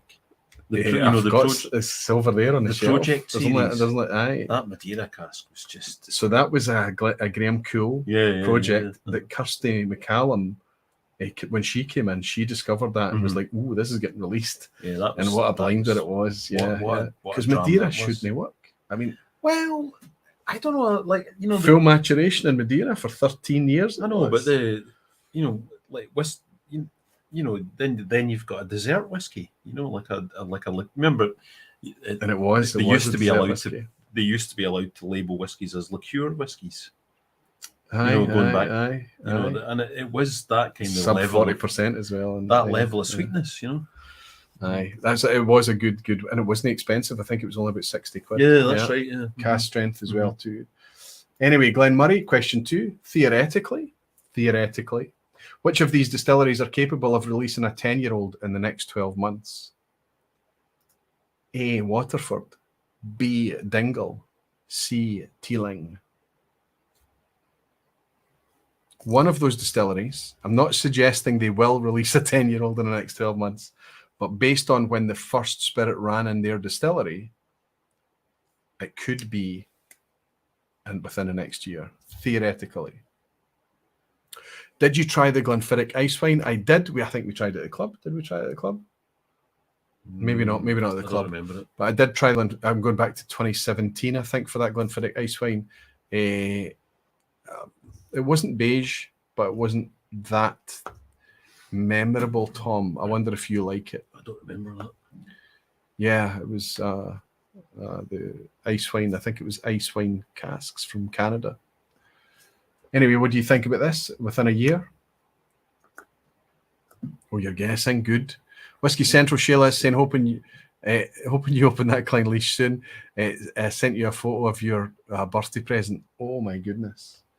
See, we can't talk about what that is, Sheila. Sheila has sent me a painting, and the painting is going to be used for a very specific purpose. I'll show you what it is. Sheila, I look forward to getting that. I don't even know where my phone is.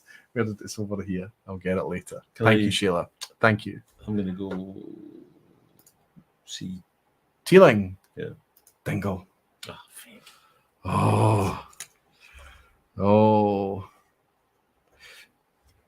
Graham Cool was on last week. Ah, right. Yeah, I was okay. pandering to the guests. So Right, his dingle. okay, He's okay. theoretically got a product. Question 3. 2021 saw Lafroig bottle which batch of their 10-year-old cask strength? I mean, I don't drink it anymore. I know, So- but it's quite. That wasn't intentional, but it is kind of. Like It's 'cause you annually have- numbered, isn't it? They have a batch. You have to fight to get it now. Like it used to Aye. be, you could just rock up and buy a bottle. Well, it was never released domestically on a domestic market. It was available at the distillery and it was at export, but you could only get it at the distillery. I Cask strength releases. never had, like, maybe it's because I had whiskey mules for me, but I never had difficulty getting it. Yeah, yeah. I mean, it's certainly widely available now. Maybe it's a bigger outturn or whatever it is. But the cask strength. So the topic when Graham was on last week was about Graham. It was about him and his, but it was also about batch variation, specifically about batch variation, and talking about how we can't always tell, one batch from the next. But with the Lafroig, it's an exception because every year they put on this is number batch, this is this ABV, and this is it literally tells you what it is. So anyway, 2021 we're up to what? A, batch 9, B, batch 11, or C, batch 13. And Fabio Cavallero, welcome to the Aquaviti Barflies as well, my friend. He's saying happy birthday, Roy. Thank you very much, Fabio. Thank you for supporting me tonight. And thanks for your dram. Cheers, Fabio. I would have thought the numbers were higher than that, so I'm going to go C.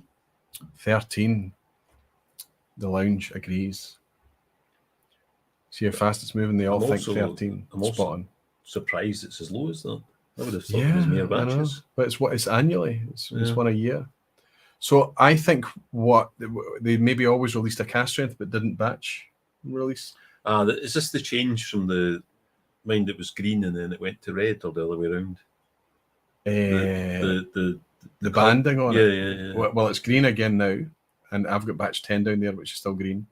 But I think what they did is there was just a Lafroig cask strength. They'll be able to tell us the lounge, but then they started to release it as an annual, like the cream egg scenario, where they just bring out the cream egg at Easter time and it sells much more than it does if it's ubiquitous and on shelf all the time. I think it might be one of those. It was about Graham because he was the only one hosting the vPub. You're absolutely right, Jimmy. Thanks for reminding me, but Roddy's right. He gets that question 3 right. Question 4.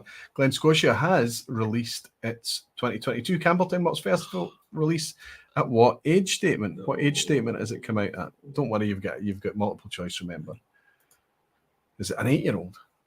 Is it a 12-year-old? Or is it a 15-year-old? Glen Scotia has just released its 2022 Campbelltown Malts Festival release at what age statement? I'm going to go A. A for 8. Yes. Okay. I've got a couple up there. There's a 10-year-old up there, and I think there's another one tucked in behind it. I can't remember a couple of. I was releases. thinking it was 9-ish, but I'll go 8. I'll go 8. Now you don't, and you're so obviously Roddy's the Good Spirits Company. You don't have any of this, and you won't. You're unlikely to get. We will have at some point. You will get it. Okay, good. I don't know what they're. Some nervousness Other people were pre-selling it, but we don't tend to do that. Yeah, sell what you have on hand, right? Just because I'm from an admin point of view. So Ben is spotting you've gone soft with this quiz. Hey, hold your water, Ben. It's not a quiz till it's over. There was some nervousness from Glen Scotia on the price in this 8-year-old for £55. But I think we're cash strength. I mean, Arden Markin came out 60, 65. We're happy to pay the £60 for that, and it's not 8 years old. It's about the quality of the spirit now, and I think we're starting to trust a lot of brands a lot more based on, and we're starting to relax a little bit about age statement. Having said that, I have not tried this yet, but Roddy is absolutely right. 8 years old. So if you answered A, you're spot on. As most of the lounge app absolutely did. It's going to start getting a bit trickier. Question 5. What distillery are we looking at here? It's Boggin. That is not a beige distillery. It's quite an industrial looking scene there, right? Are we looking at A, Jura, B, Tullabarden, or C, Glen Murray?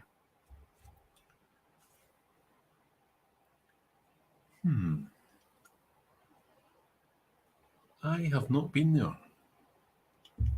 I have not been there either. But I would recognise it because of a very specific thing.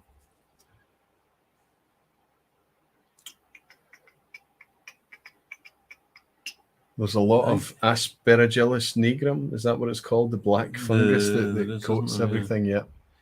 I'm gonna go C, based on your guess. Glen Murray. Doc thinks Lefroy Cask Strength is not an annual release. IG 2021 saw batch 13 and 14. Oh, glad you're here, Doc. I wonder if that was a pandemic thing. But you could be right, absolutely. When the batch is available, maybe that's not an annual thing. Regardless, Roddy's absolutely right. It's Glen Murray, and it's that huge building, which I can't fathom. I mean, is that a warehouse? It can't be a warehouse at that size. What is the scale, and what is that huge building there? What is it doing? Must be a warehouse, surely. Yeah, so high, right? So, and absolutely black. But Glen Murray, the picture question this week. Jimmy Legg scoring 5 out of 5. Look at all this, all the 5 out of 5s. Jerry Miller, Malt Million, Peter Box, Dogs Have No Uncles, Colin, Pete Head, Frank, Tony Nelson, Beam. Oh, Beamo's on 3. He's 2 slip-ups. Robert G on a 4. Falsgraf on 5. Tommy Elmer, 2 slow. Jimmy Jazz. Look, it's an easy quiz tonight. I only got 4 out of 5. It's not an easy quiz. Shut up. It's going to get harder. Question 6. Oh, jeez. A Dramface comparison review pitched 2 kinds of Kilkerran against each other. What were they? Okay, I'm starting to slide in. If you don't know what Dramface is about, have a wee look at dramface.com. Lots of daily whiskey opinion. But I'm asking, recently they pitched 2 Kilkerrans against each other. Was it 2 of their work in progress series? Was it a port versus a sherry? Or was it the first ever heavily peated against the most recent heavily peated? What was it? Do you feel like you know this? I didn't read it, so I'm guessing based on. Okay. So I'm going to say B based on what's newsworthy. And obviously, the chat agree with you fully.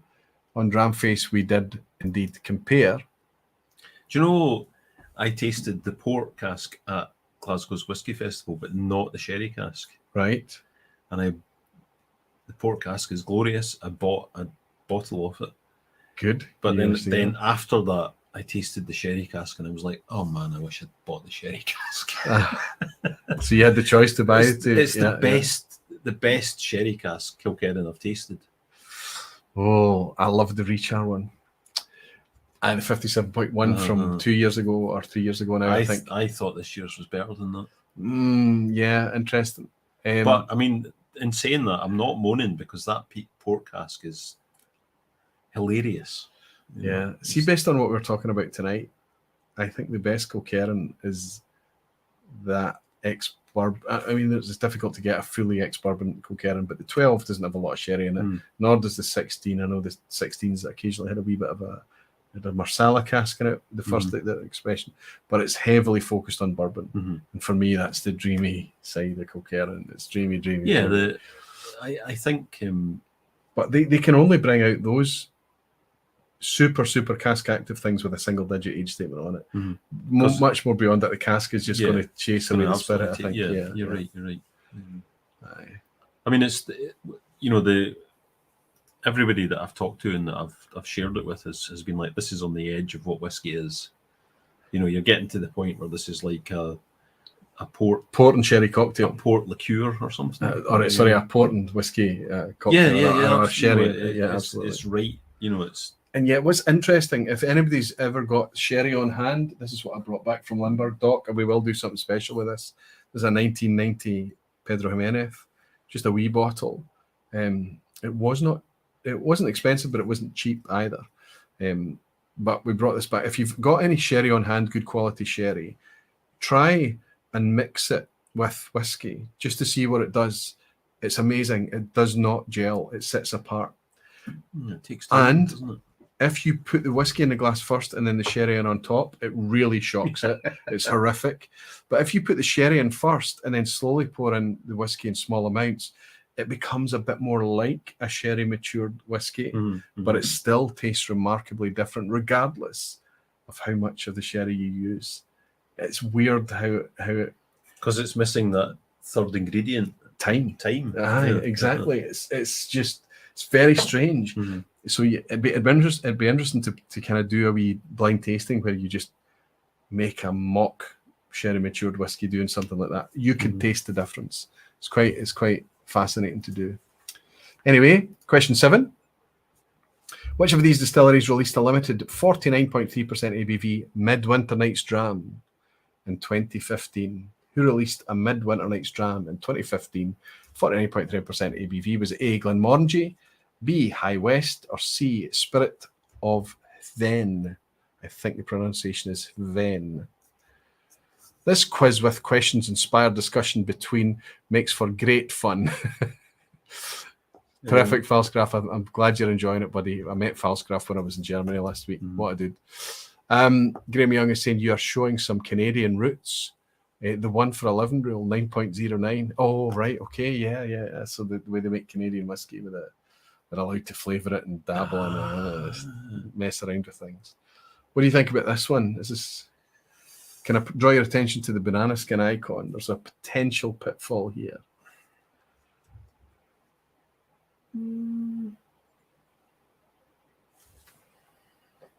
The one Glassman Warner is in tonight. Good to see you.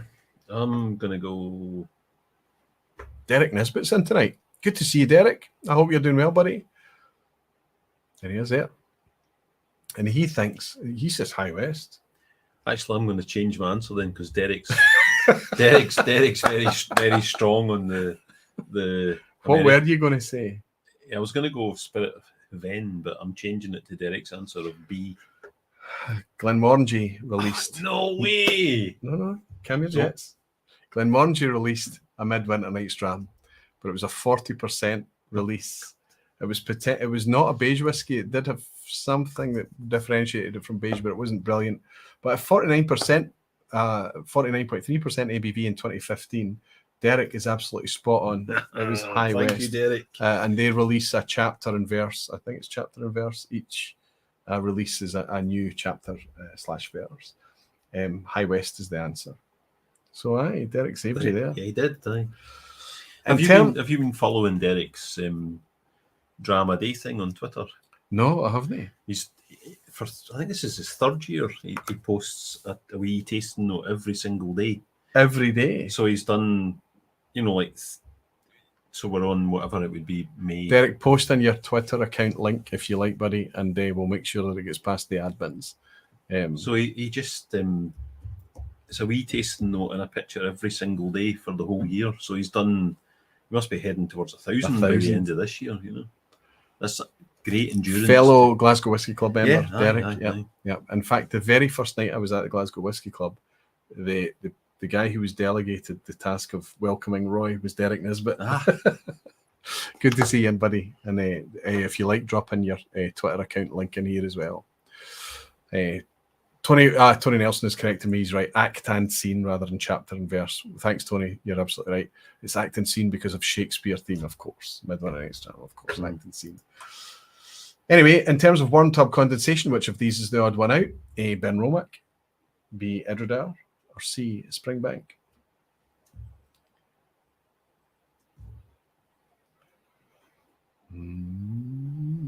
It's got a wee bit trickier.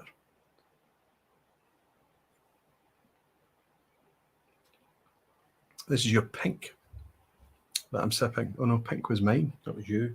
Yeah, so pink is the Glendullan. Yeah, it's tasty. I finished it. I might go back to the Burgie.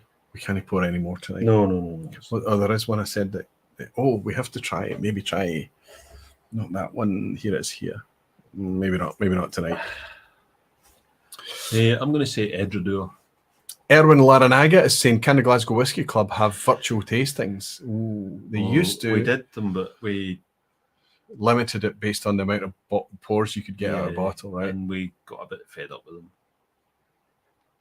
A wee bit of spam. I don't know what that's about. What can I do about that?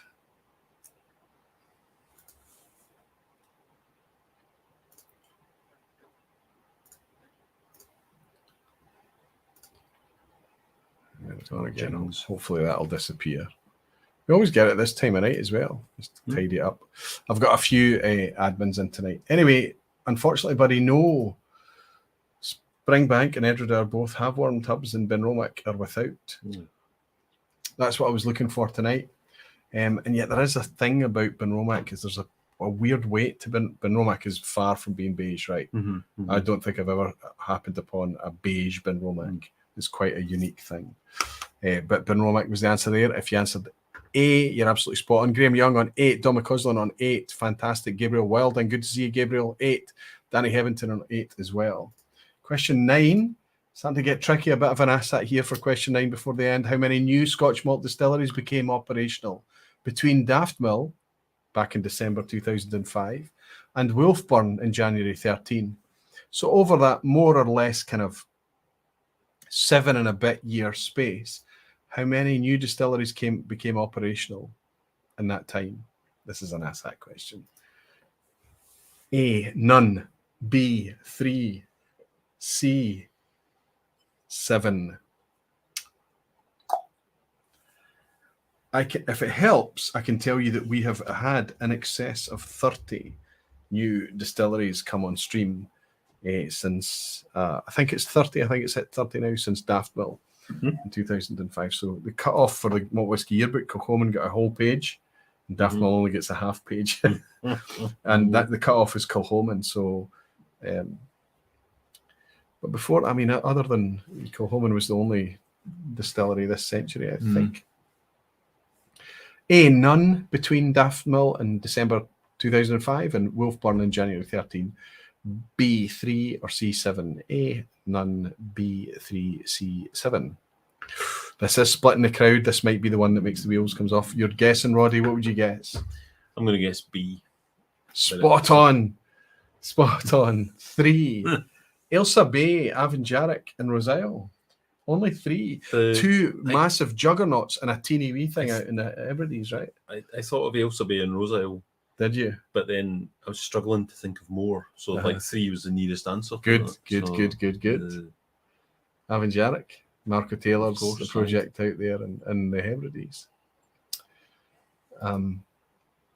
Avanjarek you would not describe as beige. Ailsa Bay and Roselle are perfectly capable of producing beige if they so wished. They are set up to make any whiskey you like. I have yet to taste a whiskey from Roselle. That's not true. No, you have yet to consciously taste a whiskey from Roselle, but we've all been drinking whiskey from Roselle, right? Right, okay. Yeah, we just don't. It'd be nice to have a single malt. It would be, wouldn't it? Yeah. That Diageo felt represented a style that you could say this is Roselle. But it's probably we can make anything. It's like Japanese distilleries; they can just literally make any style they want, and they're not going to ever bother to. Well, there's no flora and fauna in Roselle, right? It's the only Diageo distillery that you cannot taste their product. Frustrating in a way, isn't it? So, do you think we actually have had Roselle? We just don't know it. Oh, where's it going? I mean, it's been in operation. 2009. It started producing spirit. So even if it's in a Johnny Walker Black or we've had it. Or if you tried the special release blended malt that they had a couple of years, the Collectivum, that's got Roselle in it. Right. So, but there's no way you're going to say, "Ooh, Roselle." we've sipped it, but we've not appreciated it. That's the truth, and it's a shame, isn't it? Damn it, Diageo, don't you get it? You know, we represent a whole % of your audience. Come on, consider us. Maybe 1%. Maybe 1%. Yeah, I know, even close to 1%. Yeah. There is an asshat at the end. Let's see how we're all doing here. 9 out of 9. Nervous now, says Whiskey 101 Nick. Ooh, Andrew Butler, always scoring well, Andrew. He's an absolute erudite whiskey student. I'm out of the game. I think I'm 6 or 7 out of 9. So. No, well, I think you only got another one wrong, didn't you? So you're 2 down. So 7 out of 9. 7 out of 9. I'm out of the game. That's fine. 7 out of 9. No, but you've clearly got a pass mark. You've done everything. Jimmy Jazz is on 9. Sugar Kitty on 9. Falscraft is saying, "Damn it." Who else is on the 9s? Robert G. Looks like a new name. Rob Nains is in. Good to see you, Rob. Both on 8. Good to welcome you, Robert, as well. Any 9s? Oops. Jerry Miller on a 9 out of 9. Somebody saying Drats. Who was that? Tony Nelson. 8 out of 9. Slipped up. Okay, good stuff. Good stuff. Let's bring on the asshat question at the end. In terms of capacity, Jimmy Legg is going to be throwing. He's going to be raging. How many dingles could you fit in the largest Scotch malt distillery that Graham Cool has worked for? How many asshats could you fit on the screen of a vPub live stream? I love the fact that the guy who termed the asshat, the reason it's called an asshat question is because of Jimmy Legg. He's probably the one that complains about the asshat more than anyone else as well. Anyway, the options are that's like, how many whales fill up a football pitch or something, like these stupid. Do you want me just to dish out 10 out of 10s? It's like they have to be earned. Some people take their tops off and do laps of their living room after getting a 10 out of 10. So it has to be a bit of luck, a bit of wisdom, a bit of knowledge, a bit of just grit and belief, and just honestly, just let's go with it. 10 dingles, 10-ish dingles, 50-ish dingles, 100-ish dingles. How many dingles can you fit inside in terms of capacity the biggest distillery that Graham Cool has worked for? I'm going to go B. You think that 50-ish dingles in terms of capacity? Yeah. Dingle is a wee tin shed, certainly compared to the biggest distillery that Graham Cool has worked for. 50-ish dingles. The lounge disagrees. They seem to think, some people do agree with you. Some people think that there might be 100-ish dingles that can fit inside the biggest one. Graham Young is celebrating a 10 out of 10. That's cocky. That's cocky, isn't it? Well done, Graham. Okay. 100 dingles. So Roddy goes home with a 7 out of 10, which is it's a strong score, buddy. It's a strong score. But let's see how we got on in the lounge tonight. 100-ish dingles can fit inside, because 150 to 200,000 litres at Dingle, 20 plus million litres at Ferric, the biggest distillery worked at. Not when he was working there, so. No, that's not what the question said. In fact, it was framing that very thing, the scale of what it was when he was there. Even Glen Murray, from when he started at Glen Murray to when he left, was tripled in scale. Mm-hmm. The amount of Scotch whisky that we are making it's nothing in our history has seen this scale. Mm-hmm. And did you see the Pernod Ricard announcement for Aberlour? Aye. And Milton Duff? It wasn't Milton Duff. It was Milton Duff. The pictures for it. It's just like, okay, wait a minute. You're doing the Macallan thing? I think you're forgetting what people go to a Scotch distillery to see. Mm-hmm. What you're building, you can see in any country and any place on this planet. It looks more like a winery. Aye, this is nonsense now. We're not. People come to Scotland to see a Scotch whisky distillery.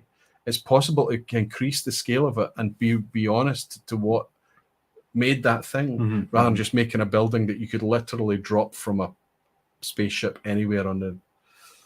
Anyway, sorry, I didn't mean to rant. I want this to end positively. Yeah, let's remove this and say, who got the 10 out of 10s tonight? Let's see. Any 10 out of 10 emojis? Come on. Graham Young maybe went a bit early. I don't know. Whiskey Hog, think 10th of a 10th. Exactly that. You remember you were here last week, Whiskey Hog. I hope so. Nice to have you in. Papa Q on a 9. I just almost got there. Dogs of no Uncle Colin still managed to get a pass mark. Don McCausland. Ben Demon Hunter on a 6. Don McCausland, where is he? Oh, he's celebrating his 10 out of 10. Superb, Don. Congratulations to you, buddy. Graham Fraser, he is a student of the whiskey. Isn't he? 10 out of 10 for Graham, well done. Andrew Butler, also a student, absolutely superb. 10 out of 10 for both of you, superb.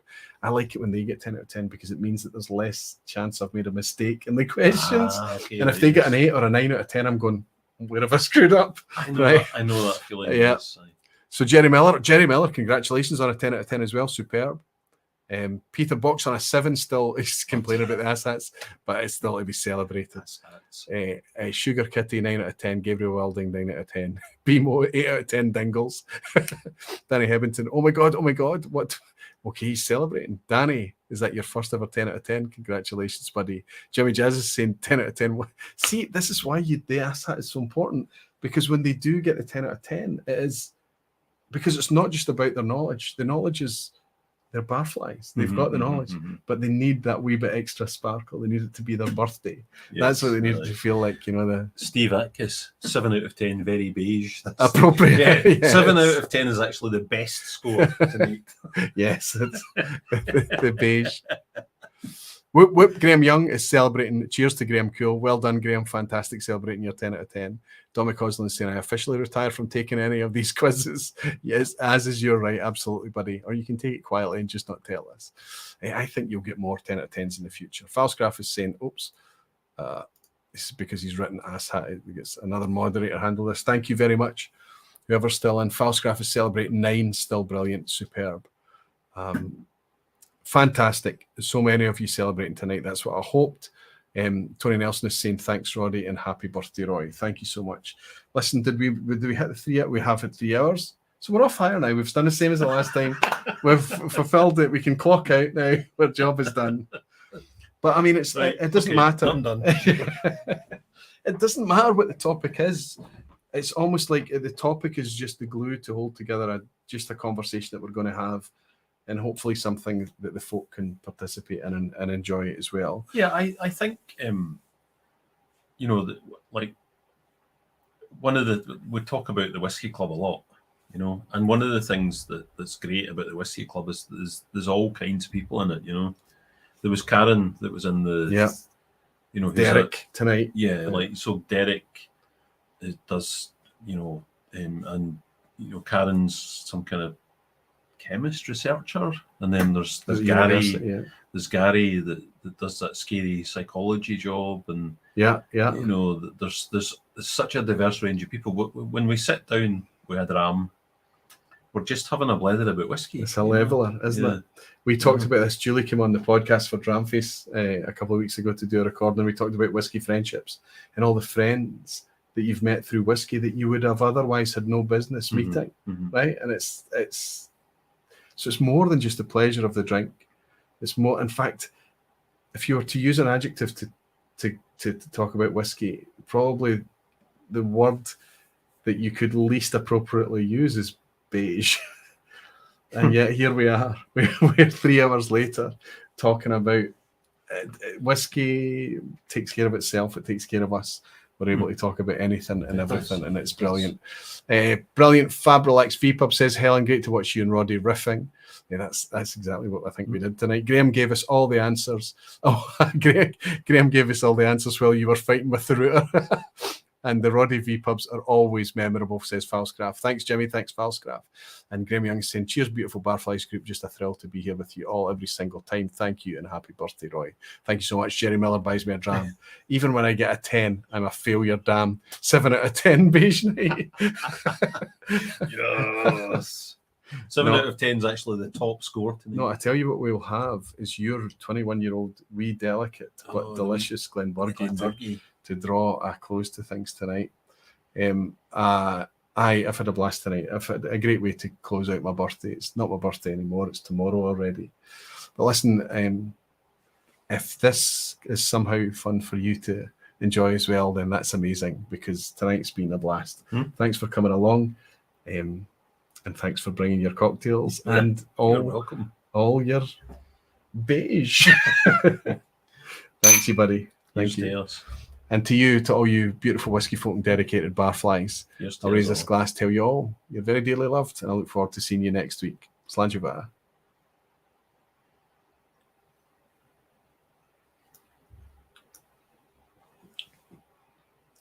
Done.